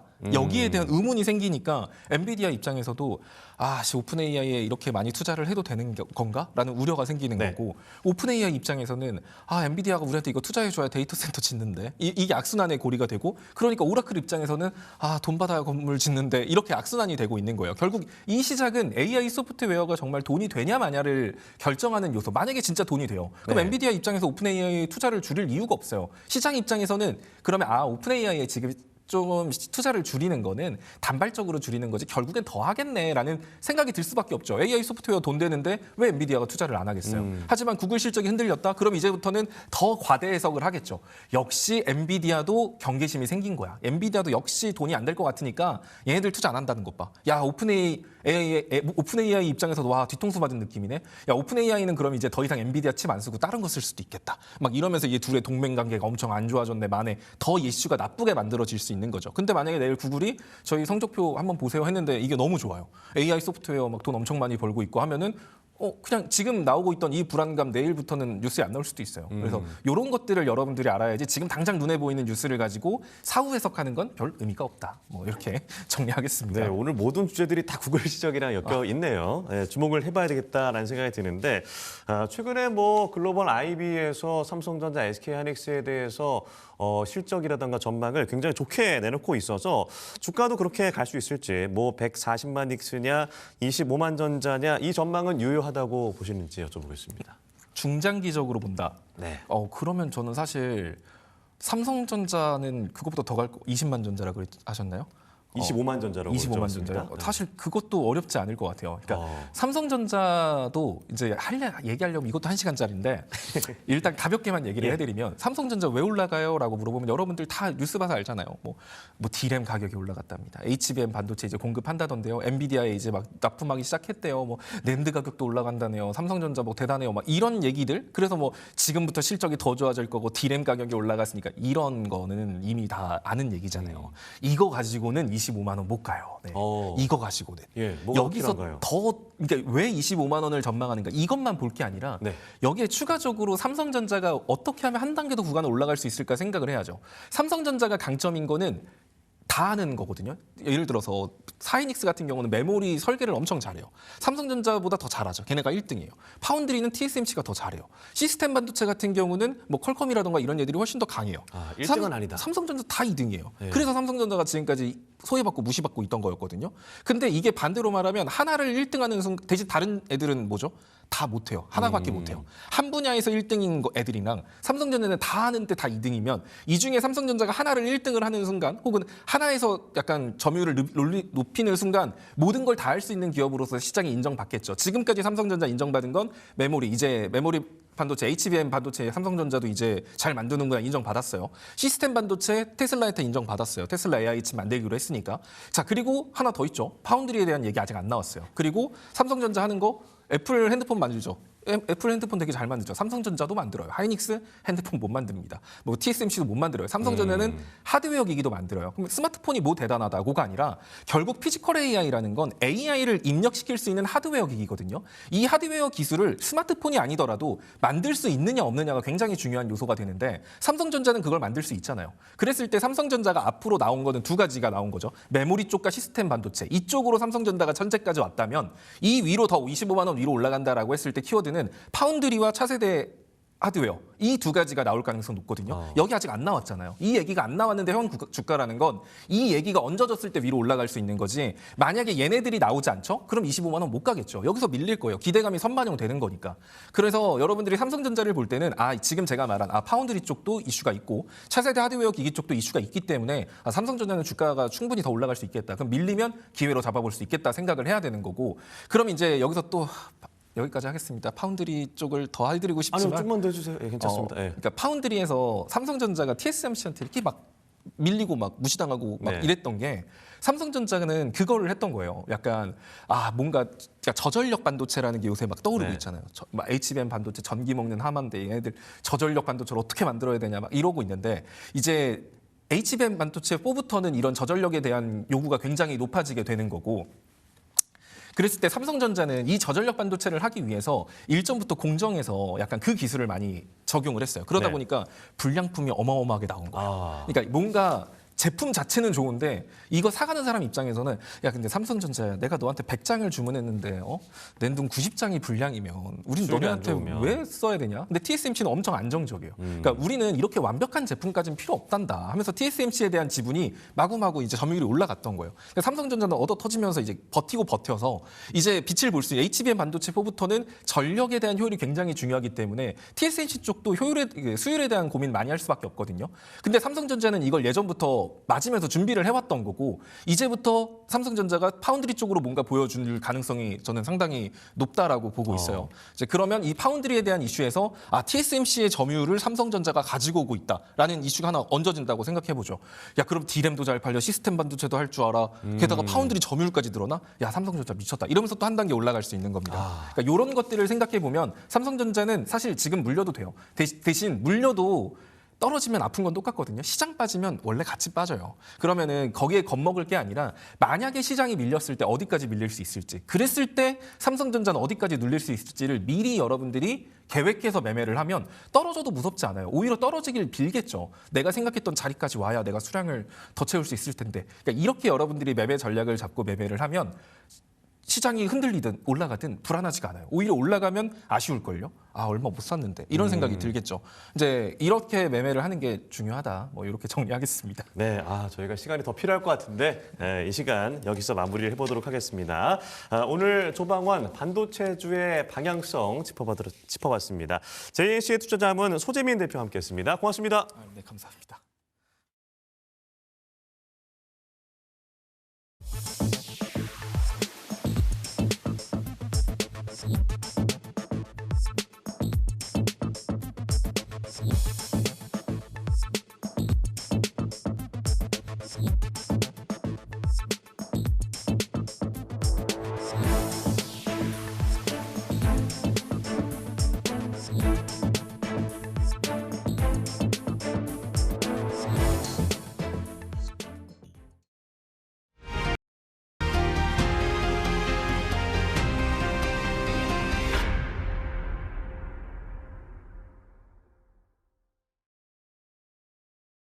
네, 프라임 히트픽 시간입니다. 이번 주 변동성이 좀 큰 시장이 이어지고 있습니다. 이런 시장에서 살아남을 수 있는 투자 전략과 공략주 알아보겠습니다.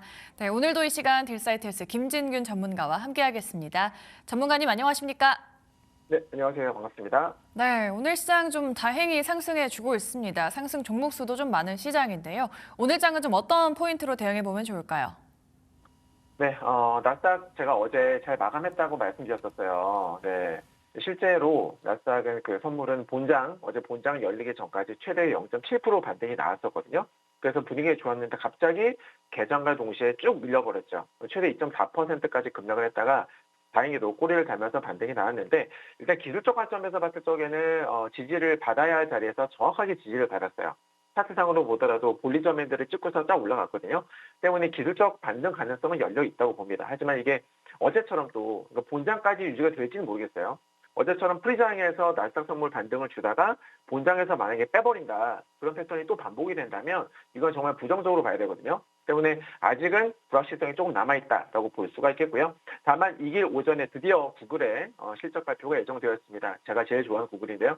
이번 주 가장 기대되는 이벤트라는 점 꼭 참고하셨으면 좋겠고, 제가 어제 코스닥에도 오를 테니까 여러분 적극적으로 매수하시라고 말씀드렸던 걸 기억하시죠? 네. 역시나 미증시 하락에도 오늘 좋은 흐름이 나와주고 있습니다. 저는 개인적으로 최근에 국장을 바라볼 때에 수급을 되게 중요하게 보고 있어요.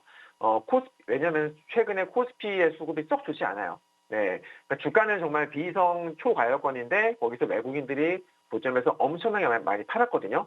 이거는 솔직히 좋은 건 아니에요. 네. 그래서 고점에서 많이 팔았다가 한번 급락했다가 또 지금 반등이 나오고 있는 거잖아요. 보통 이런 패턴이 만들어지게 되면은 쌍고점 만들면서 급락을 하는 경우가 제법 많았어요. 과거에. 그러니까 100% 장담할 수는 없지만 확률상 그럴 확률이 좀 나온다라는 거 좀 참고하셨으면 좋겠습니다. 네. 그리고 오늘 같은 경우에도 보면은 5천억 이상 외국인들의 매도가 나오고 있는데 조심할 필요가 있다. 이렇게 말씀드리고 싶고요.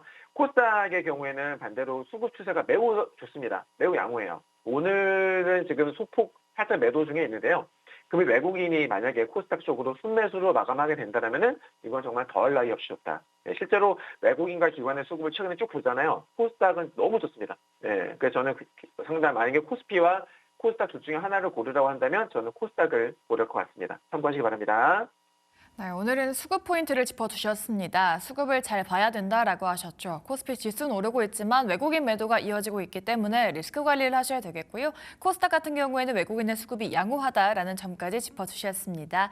네, 투자 전략 만들어드렸고요. 다음으로는 종목 리뷰 도와드리겠습니다. 어제 공략주는 롯데 관광개발이었습니다. 오늘장 바로 4% 내외의 상승 나와주고 있고요. 롯데에너지 머테리얼주도 오늘장 14% 급등 중에 있습니다. 목표가 두 종목 다 도달을 했는데요. 지금 수익 실현을 할까요? 아니면 조금 더 욕심을 내볼까요, 전문가님? 네. 전일 히트픽은 롯데 관광개발이었었죠. 어제 추천드리자마자 하루 만에 또 단기 목표가를 돌파해주면서 현재 추천가 대비 약 5%에서 6% 정도 올라간 상태입니다. 수익 축하드리고요. 원래 이렇게 미증시가 빠졌을 때, 미증시가 급락했을 때 수익 나면 정말 기분이 째지죠. 네. 자, 아무튼 최근에 제가 어제 여러분께 추천드릴 적에 강조드렸던 포인트, 다시 말씀드리면은, 최근에 이 제주도 관광시장이 내국인 중심에서 외국인 인바운드 위주로 재편되고 있다라고 말씀드렸어요. 중국의 비자 면제라든지 혹은 직항 노선 확대의 수혜를 그대로 얘네가 입을 수 있다. 그래서 여러분께 매수하셔라 말씀드렸는데 바로 올라섰습니다. 이 기업은요, 제주공항에서도 접근성이 되게 뛰어납니다. 10분, 15분 거리 있고요.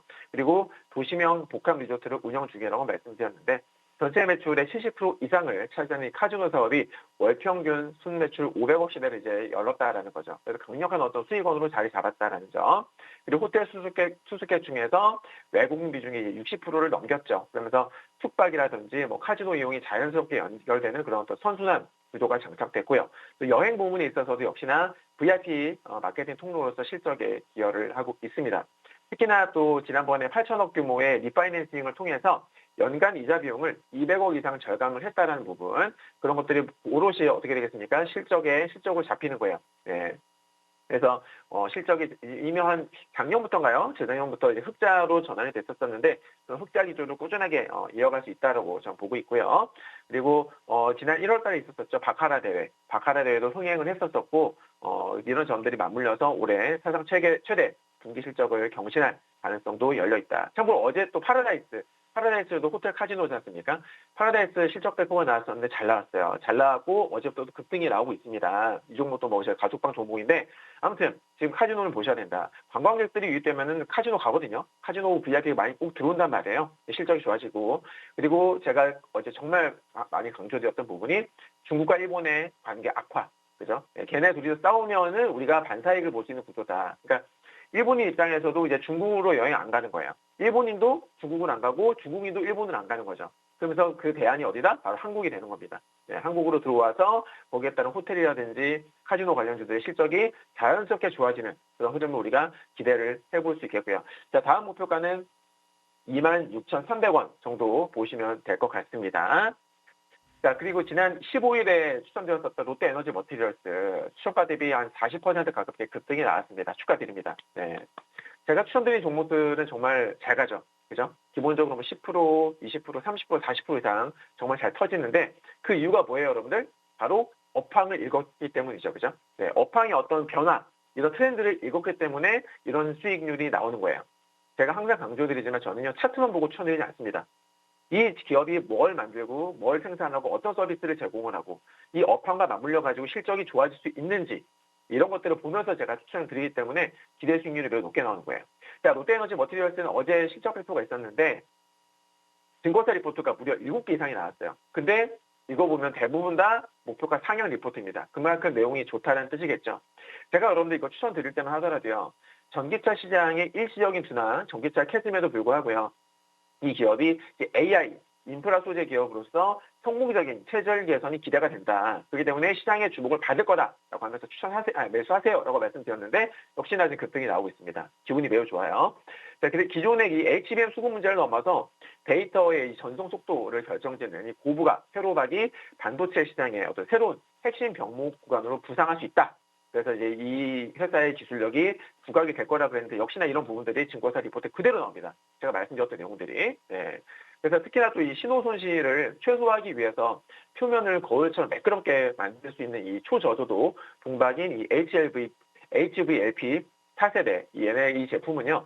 차세대 이제 엔비디아의 차세대 가속기죠. 루빈 양산 과정에서 필수적인 소재가 될 가능성이 매우 높다고 제가 여기 강조를 드렸었고 이미 또 세계 최초로 작년이었었죠 아마 북미 그 고객사에 펄 테스트도 통과를 했어요. 그래서 이미 매출 비중이 10% 이상까지 올라온 상태다라는 거예요.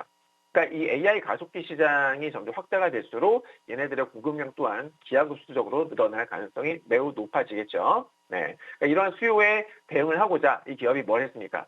익산에 있는 공장, 어떤 공장? 전지박 생산 라인. 이걸 갖다가 뭘로 바꿨어요? 회로박용으로. 그러니까 AI 쪽으로 완전 바꿔버린 거예요. 네, 전환을 했다 보니까 이제 이 AI 시장에 대해서 어떤 강력한 자신감을 드러낸 거죠. 그리고 그게 또 실제로 실적 개선으로 이어지고 있는 겁니다. 네. 증권가에서는 지금 이 고마진 제품이 회로박 얘네들의 이제 비중이 확대가 되면서 올해의 가동률이 70% 이상까지 급반등할 수 있다. 그러면서 이제 본격적인 질적 성장을 예상이 된다.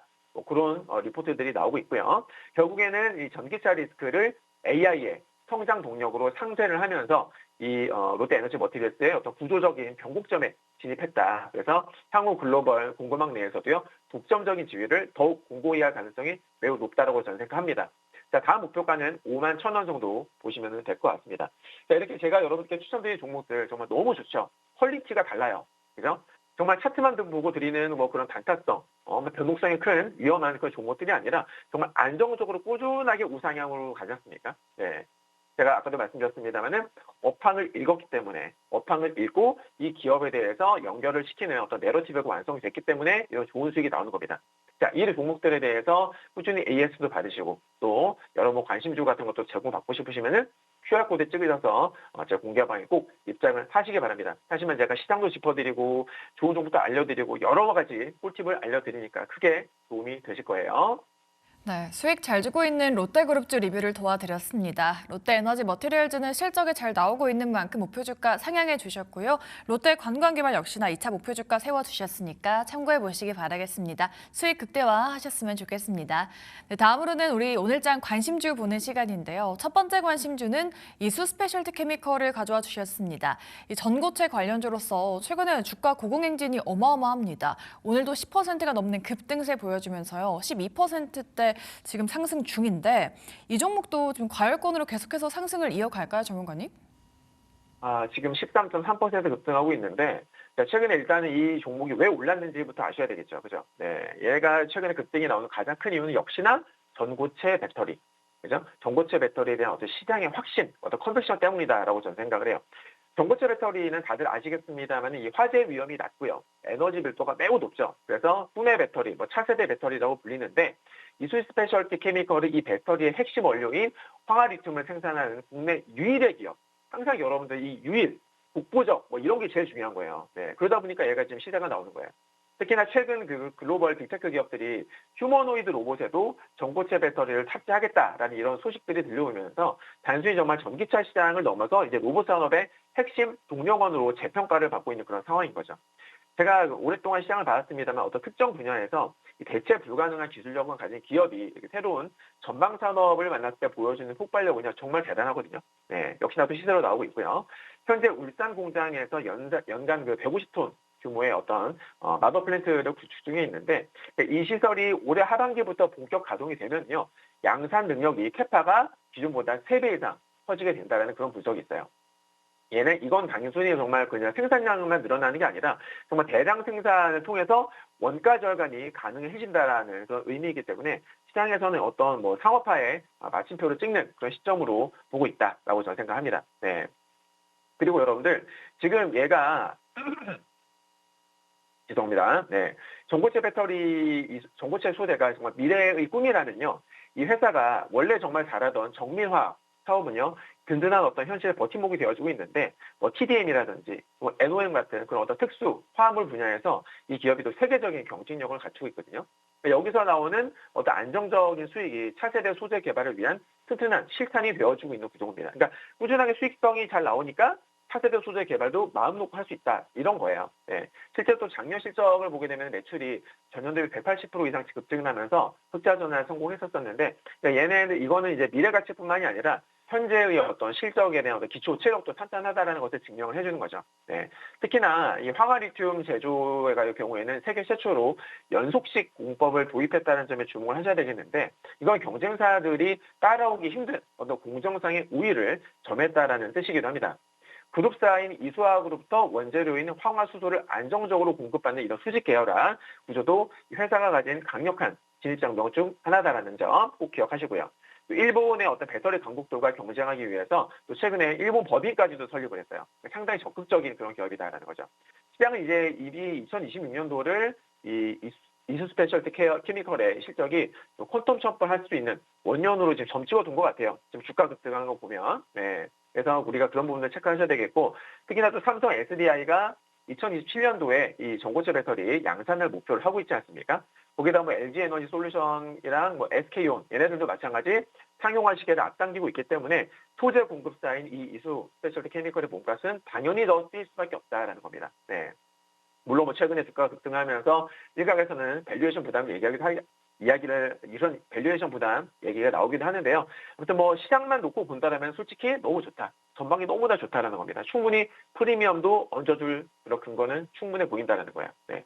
자, 차트 한번 보실 텐데 보시면은 A와 B를 동시에 돌파했어요. 동시에 돌파하고 나서 장대 항봉이 나온 상태잖아요. 네. 만약에 A와 B에 안착을 하게 된다면은 보유 중이신 분들은요. 제가 여기 있죠. 맨 위에 선 그어놨죠. 네, 이게 어디냐면은 대충 12만 6,500원쯤 나와요. 12만 6,500원 정도가 정확하게 고점과 고점을 이은 추세 저항선이기 때문에 여기서는 한번 분할 차익 실현을 해주시는 게 좋지 않겠나 그렇게 생각을 해봅니다. 꿈의 배터리라 불리는 전고체 시장에서 대체 불가능한 기술력을 갖고 있는 성장주다라고 볼 수 있겠습니다. 뭐 전기차를 넘어서 로봇 시장까지 좀 가는 만큼 이 종목도 집중해 보도록 하겠습니다. 오늘도 강세를 보이고 있죠. 이수 스페셜티 케미컬 짚어주셨고요. 다음 관심주도 오늘 장 급등하고 있는 종목입니다. 미래에셋 벤처 투자를 가져오셨는데 역시나 스페이스X IPO 모멘텀과 함께 이 종목도 오늘 장 15% 넘게 또 어마어마한 상승률을 보여주고 있는데요. 지금도 스페이스X 관련 주들 주목해봐도 괜찮은 타이밍일까요? 네, 근데 사실 너무 많이 올랐죠, 그죠? 근데 정말 스페이스X는요, 정말 전설의 시작이라고 저는 생각을 해요. 그러니까 이 종목이 뭐 다들 아시겠지만 이 종목이 최근에 독보적으로 주목받는 가장 큰 이유가 뭐예요? 일론 머스크의 스페이스X 때문이죠. 미래에셋 그룹은 이제 국내에서 거의 유일하게 스페이스X의 초기 지분을 대규모로 확보를 한 곳인데 그 중심에 바로 이 미래에셋 벤처 투자가 있다라는 겁니다. 네. 최근에 스페이스X가 26년도 하반기 IPO를 목표로 본격적인 준비에 착수했다는 소식 다들 들으셨을 거예요. 그런 동시에도 기업 가치가 최대 뭐 1.5조 달러, 우리나라 돈으로는 거의 약 2천조 원까지 거론이 되면서 투자자들의 가슴을 정말 콩닥콩닥 뜨게 하고 있는데 상장사가 이 비상장 대여의 지분을 직접 보유를 하고 있다는 건요. 그 가치가 정말 실시간으로 주가에 반영될 수밖에 없는 아주 강력한 상승 모멘텀이 되는 겁니다. 특히나 이 머스크의 AI 기업이죠. xAI와의 합병 가능성까지 최근에 흘러나오면서 정말 단순한 우주항공주를 넘어서요. 이 AI 생태계의 핵심 수혜주로까지 재평가를 받고 있는 상황이다라는 점이에요. 네. 근데 이제 이 미래세 벤처 투자의 매력은요, 단순히 스페이스 X 하나에만 그치지 않습니다. 현재 이 회사가 들고 있는 포트폴리오를 보게 되면은 비상장 스타트업의 정말 올스타전이라고 해도 과언이 아닐 정도로 되게 화려해요. 그러니까 뭐 국내 최초의 이 AI 반도체 유니콘이라고 하는 리벨리온이라든지 들어보셨을 거예요. 그리고 광고계의 구글로 불리는 몰로코, 그리고 중고차 플랫폼 다들 아시죠? 헤이딜러, 뭐 숙박 플랫폼 여기어때, 이렇게 뭐 이름만 대면 정말 다 알만한 기업들이 줄줄이 상장을 대기 중이다라는 점이죠. 네. 그러니까 스페이스X 말고도 모멘텀이 너무나 많다라는 거예요. 중기적으로 봤을 때. 특히나 또 몰로코의 경우에는요, 나스닥 상장 얘기까지 나오고 있단 말이에요. 만약에 그렇게 되면 정말 얘네가 수백억 대 이상의 회수 이익이 또 예상이 되는 부분이라 정말 이런 부분들은 고스란히 주주가치 제고라든지 또 혹은 차기 투자 재원으로도 이어질 수가 있겠죠. 네, 거기다 정부가 추진을 하고 있는 이 150조 원 규모의 어떤 국민 성장 펀드도 거기에다가 또 포스터 활성화 정책의 최대 수혜주로 꼽힌다는 점도 긍정적이다는 거예요. 그러니까 벤처 투자라는 게요, 여러분 결국 남보다 더 유망한 어떤 씨앗을 먼저 찾는 그런 게임이잖아요. 네, 그러니까 미래에셋은 그 씨앗들에 대한 그 씨앗들이 정말 거대한 나무로 자라가지고 아주 맛있는 열매를 맺기 시작하는 이런 어떤 수확의 계절에 진입했다 이렇게 볼 수 있을 것 같습니다. 자, 차트 한번 보실 텐데 사실 보시면은 오늘 여러분들 딱 보시면요, 자, 잘 보세요. A랑 B를 돌파했어요. 한 번에 A랑 B를 돌파했는데 문제는 뭐냐면 C, 네, 이제 밑에서부터 올라오는 C 저항선 있죠? 거기를 찍었다라는 거예요. 네. 그러니까 이렇게 되면은 만약에 여러분께서 보유 중이다라고 하시면은 반드시 분할차 액션 하셔야 된다. 왜냐하면 우리가 신이 아니잖아요. 아무리 주가가 모멘텀이 좋다고 하더라도 계속 올라가진 않을 거란 말이에요. 분명히 고점이 있을 것이고 한데 이 종목이 어디까지 오를지 100% 장담할 수 없기 때문에 오늘 마침 C 저항선에 딱 부딪혔잖아요. 그러니까는 한 번쯤은 챙기셔라. 네. 그리고 절대 이 자리에서 추격 매수하는 건 정말 위험하다라고 저는 말씀을 드리고 싶습니다. 미래에셋 벤처 투자 스페이스X의 지분을 보유한 국내 유일의 상장 VC다라고 할 수가 있겠죠. 이번 주에는 이제 역대급 회수 사이클에 진입했다라는 모멘텀과 함께 주가 급등이 나왔는데요. 앞으로도 실적 기대와 함께 주가 급등까지 함께 눈여겨보도록 하겠습니다. 이렇게 관심주 두 가지 저희가 알아봤고요. 다음으로는 프라임 이제 공략주 히트픽 공개하는 시간인데요. 오늘은 미국의 대중규제 강화가 좀 맞물리면서 태양광 공급망 재편이 본격화되고 있다라고 하는데 이에 따른 수혜주 꼽아주신다라고 예고해 드렸거든요. 전문가님, 오늘은 어떤 종목일까요? 좀 아쉽습니다. 제가 항상 여러분들께 매일 히트픽주를 드리는데 그 히트픽주는요, 전일 종가, 그러니까 하루 전날 제가 미리 준비를 한 종목들이거든요. 근데 지금 이미 지금 10% 이상 초급등이 나오고 있어요. 그래서 좀 아쉬운 부분이 좀 있습니다. 아무튼 어쨌건 준비했으니까 말씀드릴게요. 자, 요즘에 미국의 반도체 시장은요, 여러분들 제품의 성능도 중요하지만 요즘에는 어디서 만들었는지 출처가 생존을 결정짓는 정말 핵심 키워드가 됐거든요. 그러니까 이거는 태양광 업계도 마찬가지예요. 오늘의 히트픽주는 태양광 관련주입니다. 미국을 중심으로 이 중국산 태양광 제품에 대한 규제가 점점 강력해지면서 이제 시장은요, 소재의 출처를 아주 까다롭게 따지기 시작을 했어요. 먼저 태양광 산업의 밑그림부터 그려보게 되면은 태양광 밸류체인이 어떻게 되냐면 이제 폴리실리콘에서 시작해가지고 웨이퍼 그리고 셀을 거쳐서 모듈로 이어집니다. 폴리실리콘은 태양광의 쌀이라고 불리는 아주 가장 기초적인 소재가 되겠고 이걸 이제 얇게 썬 게 바로 웨이퍼예요. 네. 그리고 전기를 발생시키는 최소 단위가 셀입니다. 그리고 여러분들께서 이제 흔히들 많이 보시는 가다 보면 많이 보이는 게 바로 뭐냐면은 그 모듈이에요, 모듈. 여러분들. 네, 판넬 있죠. 판넬 형태의 까만색의 그게 이제 모듈이거든요. 그러니까 지난 10년 동안 중국이 여러분들 엄청난 물량으로 이 시장을 장악을 해왔었는데 최근에 시장이 급변하고 있어요. 그러니까 미국이 위구르 강제 노동 금지법이라든지 혹은 PFE, 그러니까 PFE는 뭐냐면 금지 외국 기관 규제 이런 것들을 통해 가지고 중국산 소재가 섞여 있는 제품의 수입을 엄격하게 막기 시작했기 때문인데 이제는 이 제품의 성능보다는 어디서 만든 소재인지 이걸 증명을 하는 게 훨씬 더 중요해진 겁니다. 그러니까 이런 변화 속에서 이 히트픽주의 존재감은 아주 특별하다라는 거예요. 전 세계에서 중국이 아닌 그러니까 말레이시아 쪽에서요 대규모로 폴리실리콘을 생산할 수 있는 회사가 몇 안 돼요. 네, 그래서 지금 현 시점 기준으로 봤을 때 베트남의 신규 웨이퍼 공장이 본격적으로 또 돌아가기 시작을 했다는 점을 우리가 주목을 해야 되는데 이제 히트픽주는요. 단순히 기초 소재만 파는 게 아니라 중국산이 아닌 소재로 만든 웨이퍼까지 한꺼번에 공급할 수 있는 강력한 수직 계열화를 완성을 했다는 겁니다. 정리해보면은 미국 시장에 진출하려 하는 어떤 글로벌 업체들에 있어서는요, 이 히트픽주는 이제 무조건 얘네 제품 없이는 사업이 사실상 불가능한 그런 환경이 만들어졌다는 겁니다. 너무나 매력적인 모멘텀이죠. 네.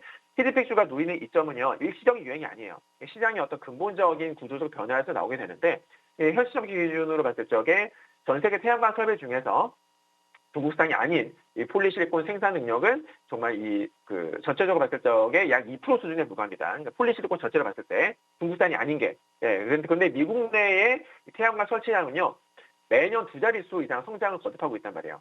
그렇기 때문에 규제에서 자유로운 깨끗한 소재의 가치는 그야말로 정말 부르는 게 값이 되는 그런 상황이다.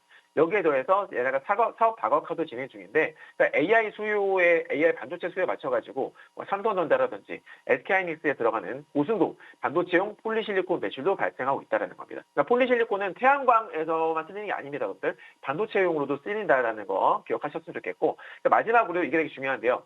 얘네가 정말 좋은 회사예요. 기업 가치를 높이려는 회사의 의지도 아주 뚜렷합니다. 얘네들은 주주 가치의 적을 위해 가지고 자사주 매입 이후에 발행 주식이 총수의 이제 5% 소각 로드맵을 적극적으로 이행하고 있어요. 2024년부터 시작을 해가지고 작년 2월까지 1차, 2차, 3차까지 소각을 진행했거든요. 그러니까 이제 남은 물량은 대략 10만 주에서 15만 주 정도가 남았어요. 아마 올해 안으로 추가 소각이 진행이 될 겁니다. 자, 주식을 소각을 하게 되면 어떻게 돼요?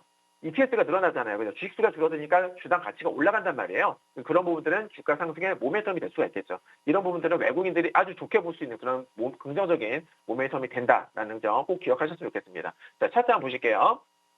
자, 보시면 어제 제가 왜 이 종목 뽑았냐면 A와 B를 동시에 크로스를 했어요. 동시에 돌파했단 말이에요. 마침 긍정적인 모멘텀이 있었기 때문에 이제 사야 될 때다라고 해가지고 오늘 히트픽주로 말씀드렸는데 이미 급등에 나와서 D 보이시죠? D도 돌파해버렸습니다. 네.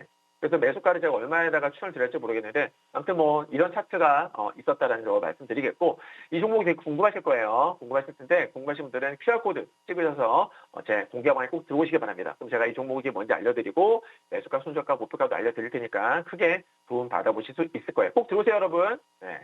네, 오늘의 히트픽 공략주 설명해 주셨습니다. 태양광 재편의 수혜주다라고 말씀해 주셨고요. 수직 계열화의 독점적 지위와 함께 주주 환원에 대한 모멘텀까지 있는 종목이었습니다. 이 종목 궁금하신 분들은 아래 QR코드 타고 들어가셔서 공략주 그리고 투자 전략, 가격 전략까지 모두 알아가시면 좋을 것 같습니다. 네, 오늘도 프라임 히트픽 딜사이트S 김진균 전문가와 함께했습니다. 오늘 말씀 고맙습니다. 감사합니다.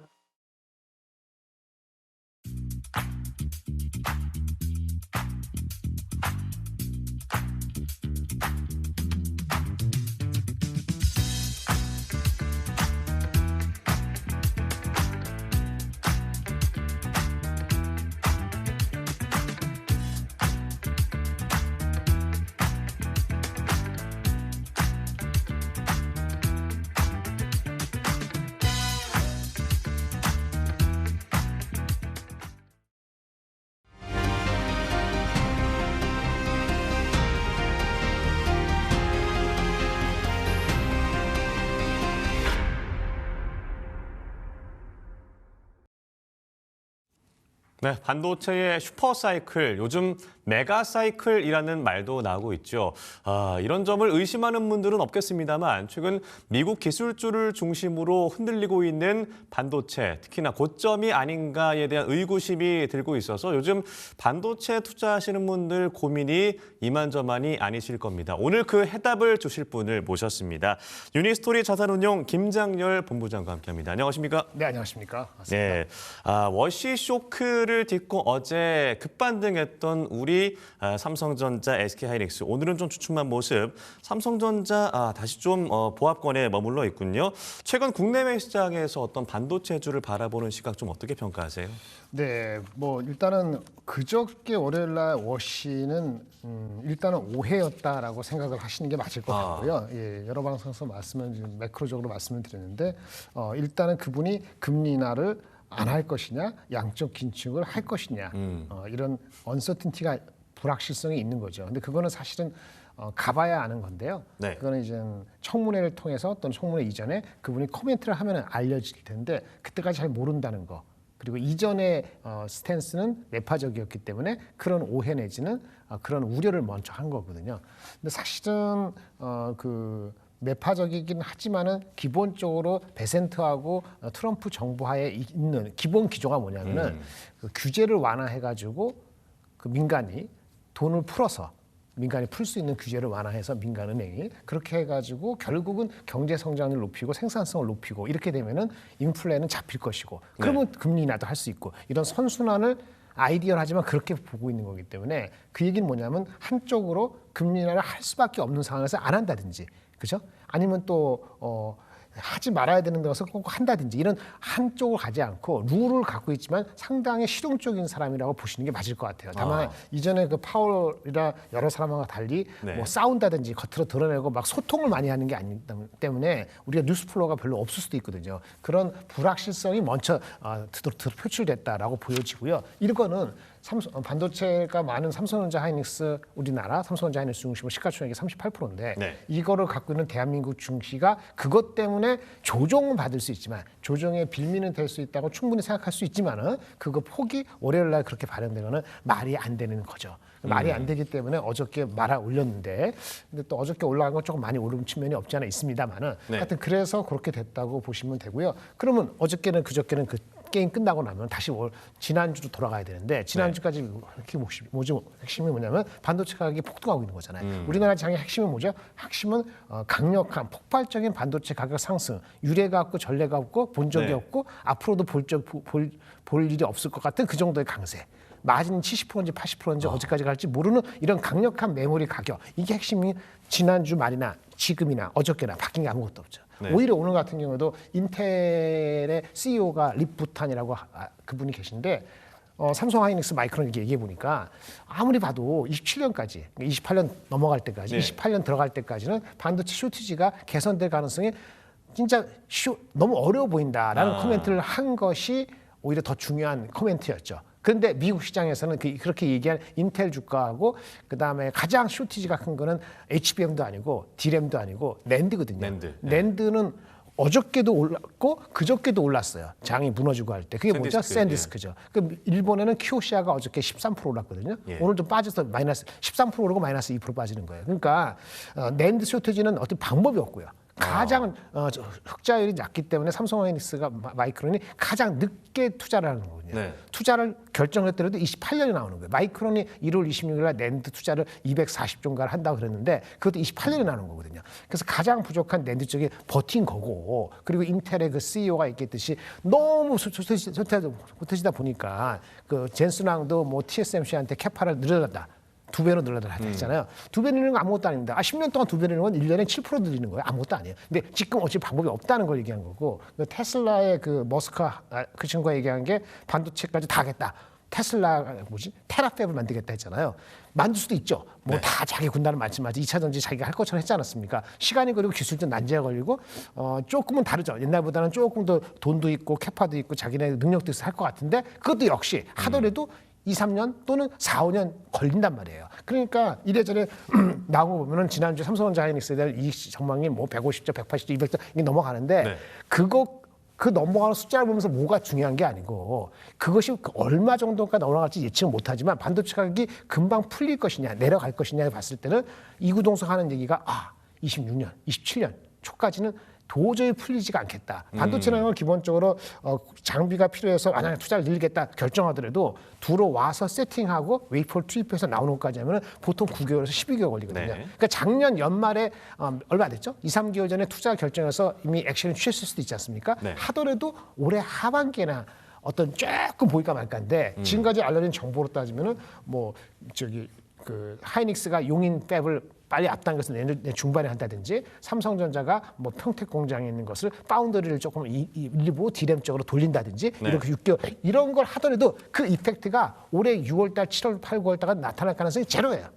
예, 그러니까 주가가 선행한다고 하지만 물론 내년도 1분기부터는 또 반도체 가격이 1분기나 올해 한 10월 됐으면 반도체 가격이 분명히는 아니지만 가격이 이렇게 한 분기에 60%, 80%, 90%는 아니고 분명히 내려갈 겁니다. 어쩔 수 없이. 네. 근데 그것이 반전돼서 이익이 꺾인다라는 것이 올 연말 이전에 보일 것이냐 잘 모른단 말이에요. 그럼 지금 1월 말, 2월 달 넘어갔으니까 지금 주가를 그러면 뺄 것이냐 많이 올랐으니까 이거는 밸류에이션하고 연결되는 거기 때문에 이런 모든 걸 봤을 때 지금의 현황은 어저께 그저께 약간 에피소드 말고 지난주 오늘까지 가격이 오르고 이익 전망 오르고 그 너무나 뚜렷한데 삼성 하이닉스는 우리 시가총액 1위인데 한국의 주식 시장에 지금 5,100 정도가 9배 초반 정도 9배 정도 보고 있거든요. 9배 네. PER. 근데 삼성전자 하이닉스가 최근에 이익 전망이 올라온 거 따지면 사실은 5,100 해도 9배가 아닐 수도 있어요. 근데 삼성전자 하이닉스는 9배보다 낮아. 네. 그러니까 쇼티지는 계속되고 가격은 밸류에이션은 낮고 하니까 주가가 내려가면 유동성이 많으니까 내려가면 사겠다는 사람이 넘치고 넘치는 거예요. 그래서 주식시장이 쉽게 안 빠진다 이렇게 볼 수 있고 거기에 선봉장에 서 있는 것이 반도체니까 가격과 실적과 상대적으로 미국의 카운터파트는 샌디스크라든지 뭐 키옥시아 봤을 때도 우리가 먼저 빠지거나 더 많이 빠질 이유는 하등의 이유가 없다 이렇게 말씀드리겠습니다. 이렇게 말씀하시니까 이미 담고 계시는 분들은 뭔가 안정적으로 시장을 볼 수 있을 것 같다는 생각이 들긴 하는데요. 일단 말씀하신 대로 메모리 쇼티지가 한동안 계속 이어질 것이고 그럼 실적 개선으로 이어질 가능성이 굉장히 크기 때문에 결국에는 삼성전자, SK하이닉스의 실적 계속해서 좋아질 것이다라는 기대감은 있으나 결국에는 미국 증시의 방향성도 좀 중요하잖아요. 이 부분은 좀 어떻게 보셔야 될까요? 그러니까 오늘 미국이 빠졌잖아요. 근데 네. 반도체 주식이 빠졌죠. 네. 아까 오른 거는 샌디스크 하나 올랐어. 샌디스크하고 장비업체 실적이 잘 나온 테라다인하고 그게 유일하게 스탠드아웃했고 나머지는 다 빠졌어요. 마이크론도 빠졌어요. 네. 그런데 이렇게 보시면 그거부터 말씀드리면 일단 하드웨어만 말씀드리면 오픈 AI하고 엔비디아가 싸우고 있다.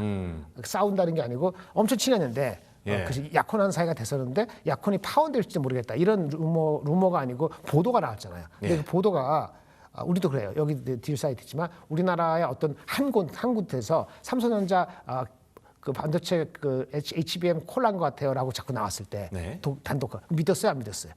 안 믿죠. 한 군데만 나왔어요. 그 단독인데 근데 단독이 만약 조선일보나 중앙일보 얘기하면 조금 하죠. 그래도 믿질 않죠. 근데 만약에 4대 일간지하고 딴 데 합해서 6군데가 만약에 비슷한 얘기를 했다. 이렇게 조사해 그럼 보니까 믿는 이런 거죠. 것 같다. 그럼 사람들이 믿어요 일단. 근데 나중에 알고 보니까 틀릴 수도 있는데 네. 믿어요? 처음에 믿어요? 안 믿어요? 사대 일간지 나오면 믿겠죠. 믿으려고 하잖아요. 예. 그게 똑같은 거예요. 로이터가 이게 둘이 싸우고 있다, 아니면 일견이 있다.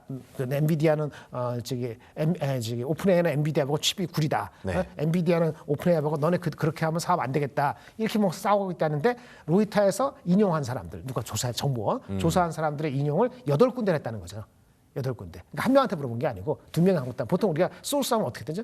한 사람은 2명 이렇게 하잖아요. 8명을 인용해갖고 계속 그런 얘기를 하니까 사람들이 아무리 로이터를 믿고 안 믿고 떠나서 이게 아니 땐 굴뚝이 연기 나라? 이렇게 생각하는 거잖아요. 그래서 오늘 엔비디아가 주가가 장 막판에 2.몇% 그에 그쳤지만 예. 장중에 4% 넘게 빠졌단 말이에요. 예. 그랬을 때 주가 많이 빠진 거예요. 그래서 이거는 지금 요거는 그게 맞다 그러면 미국장의 반도체 주식은 그러니까 엔비디아 그다음에 예. 경쟁하는 브로드컴 이런 거 있잖아요. 오라클 네. 이런 주가는 계속 빠질 겁니다. 그게 맞다면 안 맞다면 아니 그런 게 있긴 있었는데 연기는 났는데 예. 둘 다 서로 중요해. 그러니까 봉합하고 잘 가보자. 싫은 건 있는데 당장에 헤어지면 둘 다 아파. 너무 네. 힘들어. 그래서 봉합하고 갈 수도 있죠. 그래서 그렇게 되면은 오늘 에피소드 끝나는 거예요. 그거를 미국 시장은 바로 맞은 거고 시가총이 크니까. 근데 어쨌든 간에 싸우든 뭐하든 간에 만약에 무너지더라도 엔비디아는 그 사업을 안 할 건가? 오픈AI가 힘들어도 딴 데서 하겠죠. 그 트랜지션 상태 약간 로스가 있겠지만 네. 그러니까 반도체 업체들 그러니까 마이크론이라든지 마이크론 좀 빠졌지만 샌디스크라든지 장비 만드는 업체는 당장에 임팩트가 없다고 보거나 미미하다고 보는 거죠. 네. 한국은 그 소프트웨어 그 엔비디아 같은 게 없잖아요. 그러니까 당연히 삼성전자 하이닉스를 보는 건데 아까 유동성이 많다 보니까 어제 그저께 훅 빠졌다 훅 올라가 봤으니까 오늘 훅 빠지면 들어올 사람이 있는 거죠. 오후에 어떻게 될지 모르지만 그러니까 네. 주식시장의 수급이 우리는 미국보다 훨씬 탄탄한 거예요. 지금 아까 말씀드린 엔비디아 오픈AI 그 이슈는 어떻게 될지는 몰라요. 아닐 땐 굴뚝이 아닐 수도 있지만 네. 실제 있었다 하더라도 봉합하고 갈 수도 있어요. 그러니까 주가에 대한 임팩트는 주식을 보면서 해야 되는데 어쨌든 나더라도 미국이 만약에 그것 때문에 10% 더 빠진다. 그러면 우리는 한 3%? 3% 빠질 수 있어요. 그만큼 빠지지 않을 것이다. 미친 듯이 빠지면 5% 빠질 수 있는데 예. 그 3% 5% 빠지면은 들어올 사람들이 많다는 거예요. 왜? 유동성이 우리 밸류에이션이 9배가 안 되고 7배가 안 되고 삼성 하이닉스가 그러기 때문에 그것이 무너질 정도로 돼야 되는데 트리거는 뭐냐면 우리나라 장이 무너지거나 아니면 진짜 엊그저께 빠진 거가 그 다음날 저도 약간 걱정했습니다. 5% 빠지고 그 다음날 한 2, 3% 더 빠져서 이렇게 되려면 한 가지밖에 없어요. 한 가지인데 미국이 긴축을 하는 거예요. 금리 인상을 하면 돼요. 정책적인 방향이에요. 네. 그게 아니거나 아니면 이거죠. 반도체가 너무 많이 올랐어. 반도체가 많이 올랐잖아요. 그래서 PC 휴대폰 업체들은 어떻게 하죠? 적자지. 그래서 어떻게 돼요? 샤오미나 작은 업체들은 PC 업체들, 휴대폰 업체들은 신제품을 중단하거나 줄이거나 이렇게 하고 있어요. 그럼 어떻게 되죠? 신제품을 줄이고 아니라 하면은 결국은 나중에 부메랑으로 반도체 업체한테 수요가 줄겠죠. 그 시점이 언제일까? PC를 사고 휴대폰을 사는데 연말 가서 사는데 수요가 줄어. 가격이 올라서 안 사. 그러면 PC 업체, 휴대폰 업체 반도체 가격을 반도체의 수량을 줄일 수밖에 없는 상황이 오겠죠. 네. 근데 그것도 시간이 걸리거든요. 지금 당장 그런 게 아니고 올 연말 내년 됐을 때는 PC나 휴대폰 업체들 반도체 가격에서 올라가는 상태 계속 가면은 분명히 조치를 취할 수밖에 없고 그게 걱정이 돼서 반도체 가격이 데이터 센터나 이건 좀 좋은데 휴대폰이나 이렇게 컨슈머 쪽은 애매하게 반응이 나오는 게 올 말이나 내년 초에 보이면은 그러면 내년도 실적에 대한 전망이 올해보다 50%가 늘지 20% 늘지 혹시 플랫이 될지 그 전망이 까리까리해지는 시점 그거는 거꾸로 하면 반도체 가격의 상승률이 확 거의 마이너스까지 아니라 플러스에서 한 5% 이렇게 떨어지는 거 지금 80%고 40%인데 그 시점이 되면은 그게 컨센서스 되면은 주가는 빠질 겁니다. 그리고 그게 삼성전자 하이닉스하고 뭉탱이가 있으니까 그러면 우리나라 장이 빠지겠죠. 그러니까 그런 확률이 상반기보다는 하반기 있고 하반기 아니라도 내년에는 있을 수도 있지. 근데 그런 확률이 일어나기 전에 미리 주가가 더 갈 수도 있죠. 거기에 싸움이에요. 그렇기 때문에 아까 다시 말씀드린 미국이 금리 인상을 하면은 일단 망하는 거고 일단 긴축하거나. 긴축이 가장 트리거고 주가가 빠지는 건 트리거가 있어야 되거든요. 그게 가장 트리거고 그다음에 반도체적으로는 가격 상승률이 미미하게 내려가는 거. 상승률이 둔화되는 거. 그거는 뭐냐? 가격에 민감한 세트 업체들이 반발하고 그렇죠? 반도체 업체들이 증산한다는 얘기가 계속 나와서 그게 어느 시점에 교차가 되면 가격 상승률이 둔화될 거 아니겠습니까? 그 시점 조금 앞서서 주가는 빠진다. 그럼 그게 지금이냐? 설사 그런 게 시나리오에 하나 있다 하더라도 그 확률이 80% 100%가 아니라면 어디까지 가버리냐? 그 함수입니다. 그 함수에 있어서 아까 유동성이 있으면 좀 기다려보자. 이렇게 생각할 것이고 갖고 있는 사람 안 파니까. 갖고 있는 사람 안 팔면 조금 팔면 누가 사니까. 그런 거고 그 유동성이 뒷받침이 안 돼서 우리한테 돈이 없다. 뭐 부동산 계속 가고 그러잖아요. 그러면 이런 뉴스에 계속 빠집니다. 그래서 삼성전자 하늘에서 20만 원 안 가고 그냥 빠질 겁니다. 유동성과 이런 게 다 결합되어 있는 거예요. 그래서 긴축, 반도체 가격의 상승률 둔화 여부, 그다음에 우리나라 유동성에 있는 그 지방선거 앞두고 하는 정책에 불과하신지, 아니면 진짜 우리가 끝까지 한번 가보겠다는 부동산의 이슈인지 그거 판단까지도 다 유동성에 들어온다. 이게 복합적으로 돼서 대한민국 장과 삼성전자 하이닉스가 미국하고 다른 거가 보이고 있는데 이것이 얼마나 지속될지를 결정하는 세 가지 팩터다. 이렇게 말씀드릴 수 있겠습니다. 네, 말씀하신 대로 미국이 뭐 양적 긴축을 한다든가 아니면 뭐 금리 인상을 한다든가 반도체 가격이 꺾이는 시점이라고 한다면 사실 꺾이지 않아요. 반도체 가격의 상승률이 상승률이 둔화될 때 지금 80% 가다가 한 분기 때 그다음에 30%대까지 버틸 텐데 마진이 60%, 70% 가니까 만약에 30% 되는 것이 한 10%만 내려가 보세요. 상승률이. 그래도 아마 주가가 그 사이에 여기부터 한 15%, 20% 오르면은 아마 팔려고 하는 사람들이 지금보다 분명히 늘어나겠죠. 그거는 어쩔 수 없는 거죠. 실적으로 바로 반영이 될 테니까요. 그렇죠. 자, 그렇다면 과거 슈퍼사이클의 어떤 정점이었던 그 시기에도 보면 영업이익률을 비교해 봤을 때 영업이익이 계속해서 이제 올라가는 어떤 속도가 있을 것이고, 근데 꺾이는 것과 영업이익이 좀 둔화되는 그 시점에 따라서 주가의 향방이 좀 달라질 것 같은데 이번에 워낙 삼성전자, SK하이닉스가 지난 4분기 역대급 실적을 냈기 때문에 올해 1, 2분기 실적은 그래도 계속 좋은 흐름이 나올 것이다라고 예측을 하시는 건가요? 그럼요. 1분기 실적은 벌써 끝났어요. 1분기는 삼성전자가 지금 32조, 35조, 하이닉스가 32조 거의 비슷하게 따라가는 거예요. 그것도 오해하지 마세요. 삼성 하이닉스가 못하고 그러는 게 아니고 삼성전자가 상대적으로 그 낸드랄까 일반 디램 비중이 더 높기 때문에 가격 상승이 더 높기 때문에 더 높아지는 거예요. 가격 상승률이. 그게 또 다릅니다. 약간. 그래서 1분기에 올라갈 때도 삼성전자는 지난 분기에 20조였는데 아마 30조 밑으로 보는 사람은 거의 없을 겁니다. 30조 중반까지 보는 사람도 있고 30초반. 하이닉스는 저번에 얼마나 했죠? 19조 나왔잖아요. 근데 이것도 30조 정도까지 보는 것 같아요. 처음에는 20조 후반까지 봤는데 20조 후반. 20조 후반 이상 이렇게 보고 있는 겁니다. 환율도 관건인데 환율이 갑자기 1,400으로 될 것 같지 않으니까 네. 지금 환율이면 아마 애널리스트가 보고 있는 그 정도 30대 초중반 또는 20대 후반에서 30까지 30조 이렇게 보고 있고 곱하기 4배 하면은 주가는 빼야 돼요.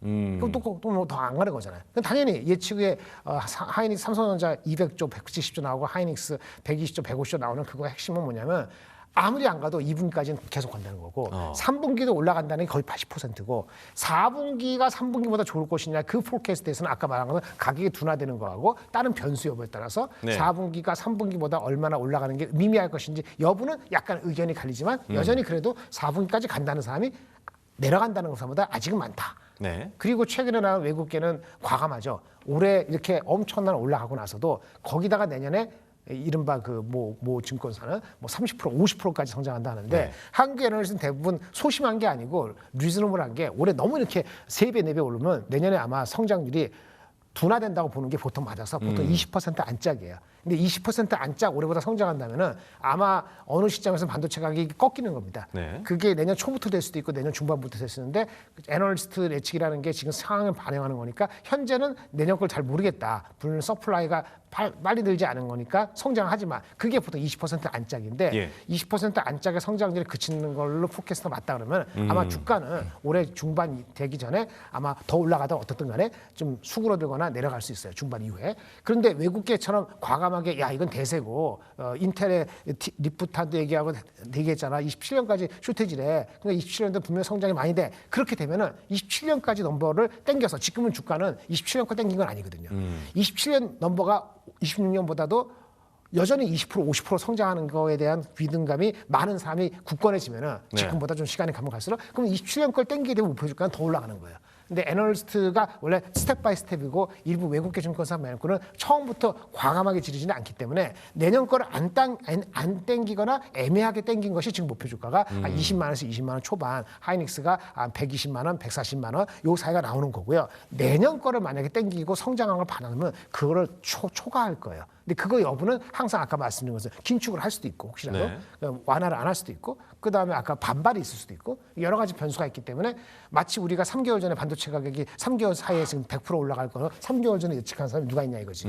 아무도 없잖아요. 예. 관계자도 없고 쓰는 사람도 없고. 그러니까 올 연말에 내년을 바라보는 시점에 대해서는 지금 풀리 땡기는 건 그것도 역시 너무 지나친 낙관이다. 하지만 여전히 싸다. 그러니까 살 사람보다는 팔 사람보다는 살 사람이 대기하고 있다 보니까 약간 잡음이 나더라도 근본적으로 계속 5% 10% 빠지는 일이 쉽게 발생하기는 굉장히 어렵다 이렇게 말씀드리겠습니다. 예, 일단 뭐 여전히 싸다라는 어떤 인식들 말씀을 해주셨는데 해외 증권사와 우리 증권사의 어떤 전망이 조금 약간의 차이는 보이는 것 같아요. 특히나 모건 스탠리 같은 경우에는 뭐 올해 실적이 삼성전자 뭐 240조 그리고 내년에는 또 300조가 넘는다라는 어떤 전망을 내놓기도 했고. 근데 말씀드리는데 예. 200조, 300조가 자기가 진짜 그걸 믿는다면은 그 목표 주가는 불시치입니다.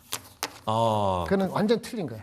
주가 전망을 내놓은 것은요. 그 전망이 말도 안 되는 거지. 아니 200조 아까 얘기했잖아요. 200조 오늘 어느 애널리스트보다도 더 많겠는데 한 네. 4, 50조 넘겠는데 그거에다가 300조면 곱하기 하면 200 몇십 조인데 그렇죠? 내년도 PER이 5배도 안 되는 거예요. 삼성전자가. 그럼 한국 시장이 그러면 어떻게 돼야 되는 거예요? 밸류가. 예를 들어서 그러면 말이 안 되는 거잖아요. 디레이팅이 되는 걸 감안했을 때 목표 주가 21만 원이니까 20만 원이잖아요. 근데 그 왜 차이가 나는 걸까요, 그게? 그 친구가 잘못한 거지. 아. 잘못한 거예요. 화나면 저한테 한번 오세요. 나는 어떻게 200조, 300조라는 포캐스트 하면서 목표 주가가 다른 애널리스트 평균보다도 높지가 않냐 이거죠. 그럼 PER을 삼성전자 5배가 는 맞아요? 5배? 5배, 6배도 안 준 것 같은데 내년 기준으로. 예, 예. 그러니까 내년 거 대충 했거나 만약에 목표 주가를 낮출 수 있어요. 올해 200조를 하더라도요. 올해 200조 했어. 난 다른 사람보다 많이 했어. 200조. 다른 사람 150조인데 200조를 했어. 그렇죠? 모멘텀 좋아. 네. 그래서 하는데 내년도 이 전망을 120조 해. 150조야. 올해 4배 했다가 네. 내년대 전망이 여하이 반도체가 빨리 무슨 일간에 전망이 150조 이하. 150조 엄청나지만 올해 200조 했다가 150조 되는 기대감이 거하고 있으니까. 200조가 300조 다르잖아요. 네. 그러니까 200조, 300조 되는 예측을 했기 때문에 제가 문제 삼는 거죠. 200조에서 150조가 되고 그러면은 목표 주가로 20만 원 안 가고 18만 원 이렇게 할 수도 있어요. 20만 원 이상 안 부를 수도 있고. 근데 사이클 주식이다. 내년에 어떻게 될지 모르니까. 근데 200조에서 또 300조 한다는 거면 어닝 자체가 PER이 5배인데 그러면 28년까지 예측하는지 모르겠는데 28년은 26, 27년도에 150, 200조, 300조 하고 나서 28년도 예측했는지 모르겠지만 네. 28년도에 만약에 100조인가? 예를 들어서 예. 그게 안 일어날 것 같죠. 그런 적이 있었기 때문에 그래서 삼성전자 하이닉스를 할 때 보수적으로 할 때는 그 PER로 싸우기 싫으면은 과거 4년간 우리가 삼성전자의 ROE가 10%도 안 나왔었어요. 그래서 지금 이익이 나오니까 30% 나오고 20% 나온다는 거거든요. 네.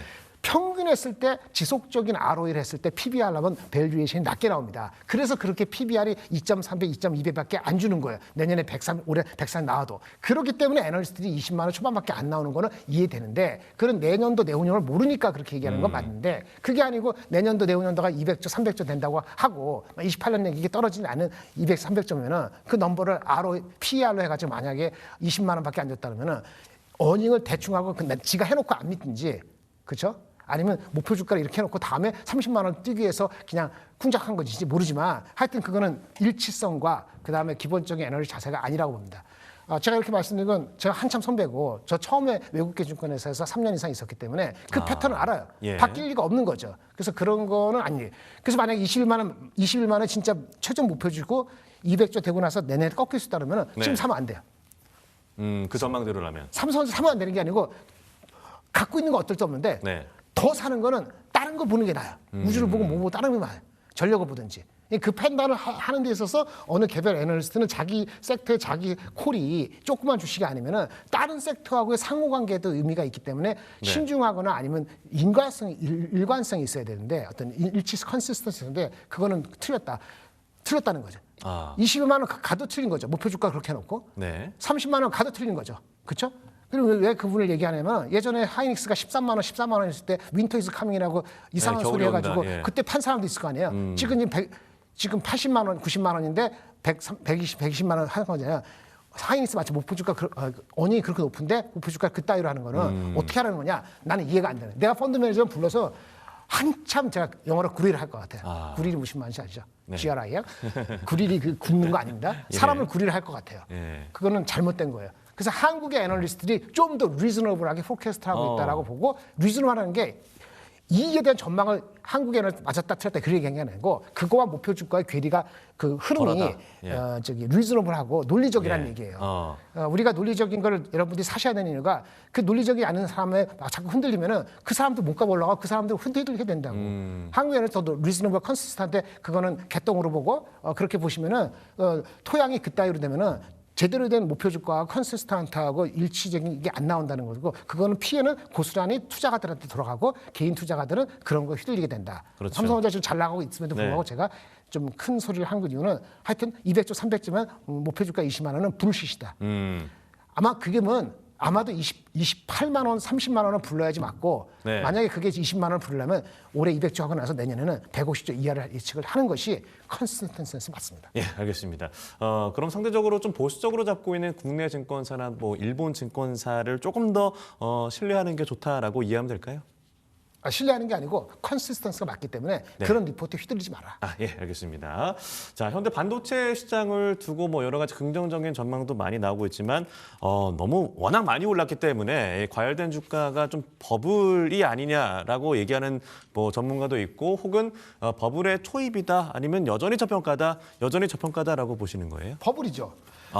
당연히 버블이죠. 그러니까 AI 기술이 버블이라는 게 아니고 AI 여러분 챗GPT 쓰잖아요. 예. 오늘도 그 미국의 소프트웨어 주식이 아주 개박살났죠. 7% 8%. 네. 세일즈포스 이건 딸 얘기인데 하드웨어 말고 그 엔트로픽이라고 오픈 AI하고 경쟁하는 회사가 엔트로피라고 있습니다. 네. 엔트로픽이 또 오픈 AI차 상장한다는 건데 걔네는 B2B로 많이 해요. 우리 고객들이 이제 뭐 회사 상대지 회사 상대인데 자기네만은 AI 이걸로 하면은 네. 법률이라든지 이런 서비스를 자기네가 스스로 다 할 수 있는 거예요. 그러니까 소프트웨어 서비스 하는 회사들이 개박살난 이유가 그렇게 있는 거잖아요. 네.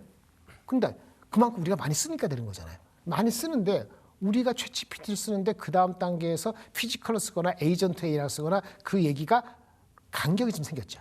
지금 바로 챗GPT 많이 쓰는데 유료 씁니까? 유료 쓰는 사람들이 전 세계 5억 명인가? 그렇지 않죠. 예. 그러니까 갭이 있는 거예요.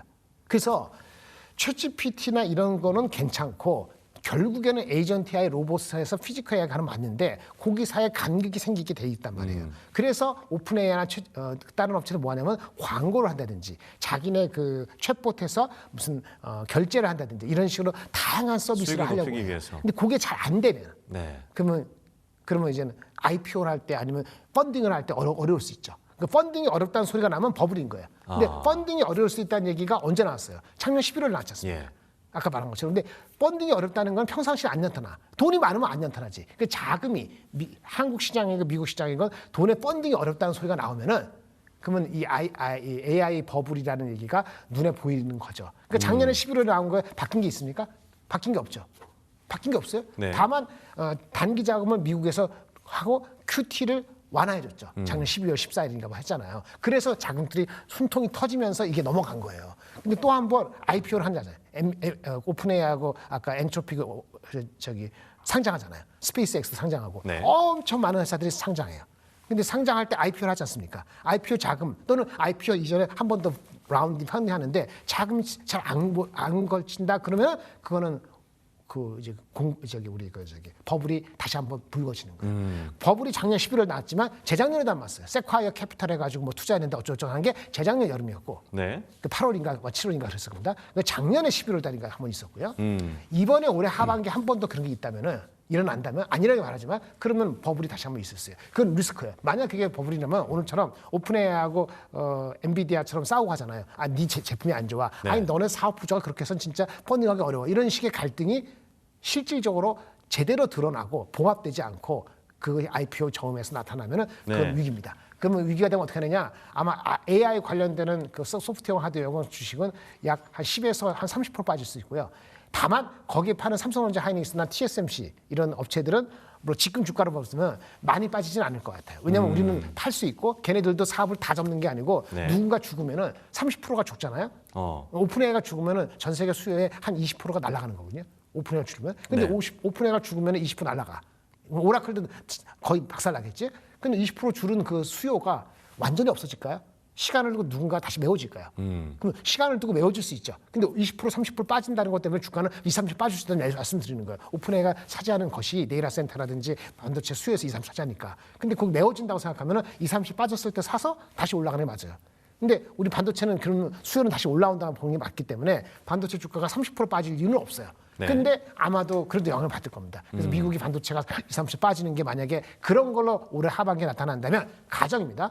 월스트 케이스로 그러면 한국의 주식도 한 10% 정도 빠질 수 있어요. 한국의 주식이 10% 더 빠질 수 있어요. 10에서 15% 빠지면 일시적으로. 그러면 그게 시가총액의 한 3분의 1, 4분의 1, 30% 40% 되잖아요. 네. 그러면 우리나라 자원 5%는 언제 빠질 수 있지. 그러니까 우리는 이런 리스크를 안고 가는 거예요. 케빈 워싱만 해서 5% 빠졌잖아요. 네. 그런 일은 언제든지 있을 수 있다는 거예요. 강세 장에서도 언제든지 5%는 이래저래 있을 수 있다. 단기적으로. 네. 있을 수 있죠. 단기로 끝나는 거는 분석이 있어야 되지만 그래서 주가는 그래서 그걸 알고 있기 때문에 주가가 많이 올라가면 올라갈수록 아무리 좋은 스토리도 추가적인 주식을 살 때 돈은 현금을 남겨놔야 되고 제가 그 지난달에 마지막으로 얘기할 때 지난주에 얘기했는데 지난달이죠. 2월달 들어가면 전 투자 안 합니다. 저는 원래 지금 못 하는데 안 하지만 저는 이미 투자를 많이 들어갔다면 80% 이상 들어갔다면 2월달 들어는 안 합니다. 변동성이 있을 수 있습니다. 물론 케빈 워시가 있다는 게 아니고 절대 주가가 올라갔고 네. 잡음이라는 게 계속 나올 수 있기 때문에 이 추가적인 투자는 신중한다라는 얘기를 했거든요. 하지만 월요일 날 바로 빠졌을 때 이거 5% 빠졌을 때는 네. 액션을 안 하는 게 맞다. 왜? 근본적으로 이유 때문에 빠진 게 아니잖아요. 긴축을 하겠다는 것도 아니고, 그렇죠? 케빈 워시 때문에 빠진 거니까 이때는 참고 기다려야 되는 게 맞거든요. 그래서 지금은 이제 새로운 자금을 투자할 때는 매우 잴 수 있는 눈을 갖고 있지 않으면은 부안해동하기 쉽다. 그게 헷갈리면은 현금 20% 당겨놓고 그냥 장을 추정하는 ETF나 아니면 장을 추정하는 지수를 찾아가는 것이 맞다. 이렇게 말씀을 드리겠습니다. 예. 저희가 시간이 많지 않은데 간단하게 짧게 좀 질문을 드려볼게요. 이게 버블이라고 했을 때 그거를 볼 수 있는 시그널은 우리가 어떻게 감지해야 되는지 그 부분만 짧게 부탁드리겠습니다. 단기 유동성 자금이 작년 11월처럼 문제가 생기는 거. 예. 그거가 가장 큽니다. 단기 유동성 자금. 그러면 알겠습니다. 뭐 일단 도망가야 돼요 일단. 네, 유동성을 계속해서 눈여겨보셔라라고 말씀을 해주셨습니다. 저희가 본부장님과는 시간을 더 할애해서 얘기를 나눠야 되지 않을까라는 생각이 드는데요. 오늘 반도체주의 어떤 주가와 어떤 실적 전망, 방향성들을 짚어봤습니다. 유니스토리 자산운용 김장열 본부장과 함께했습니다. 고맙습니다. 네, 감사합니다. 네, 워치쇼크를 딛고 일어난 우리 증시 오늘은 조금 주춤한 약간 급락이 오르고 내리고를 반복하는 그런 장세가 이어지고 있는데요. 오후 시간대에 우리 증시 어떻게 이어지는지 계속해서 지켜봐야겠습니다. 증시 프라임 타임 저희는 내일 오전 10시 이 시간 다시 찾아뵙도록 하겠습니다. 함께해 주신 여러분 대단히 고맙습니다.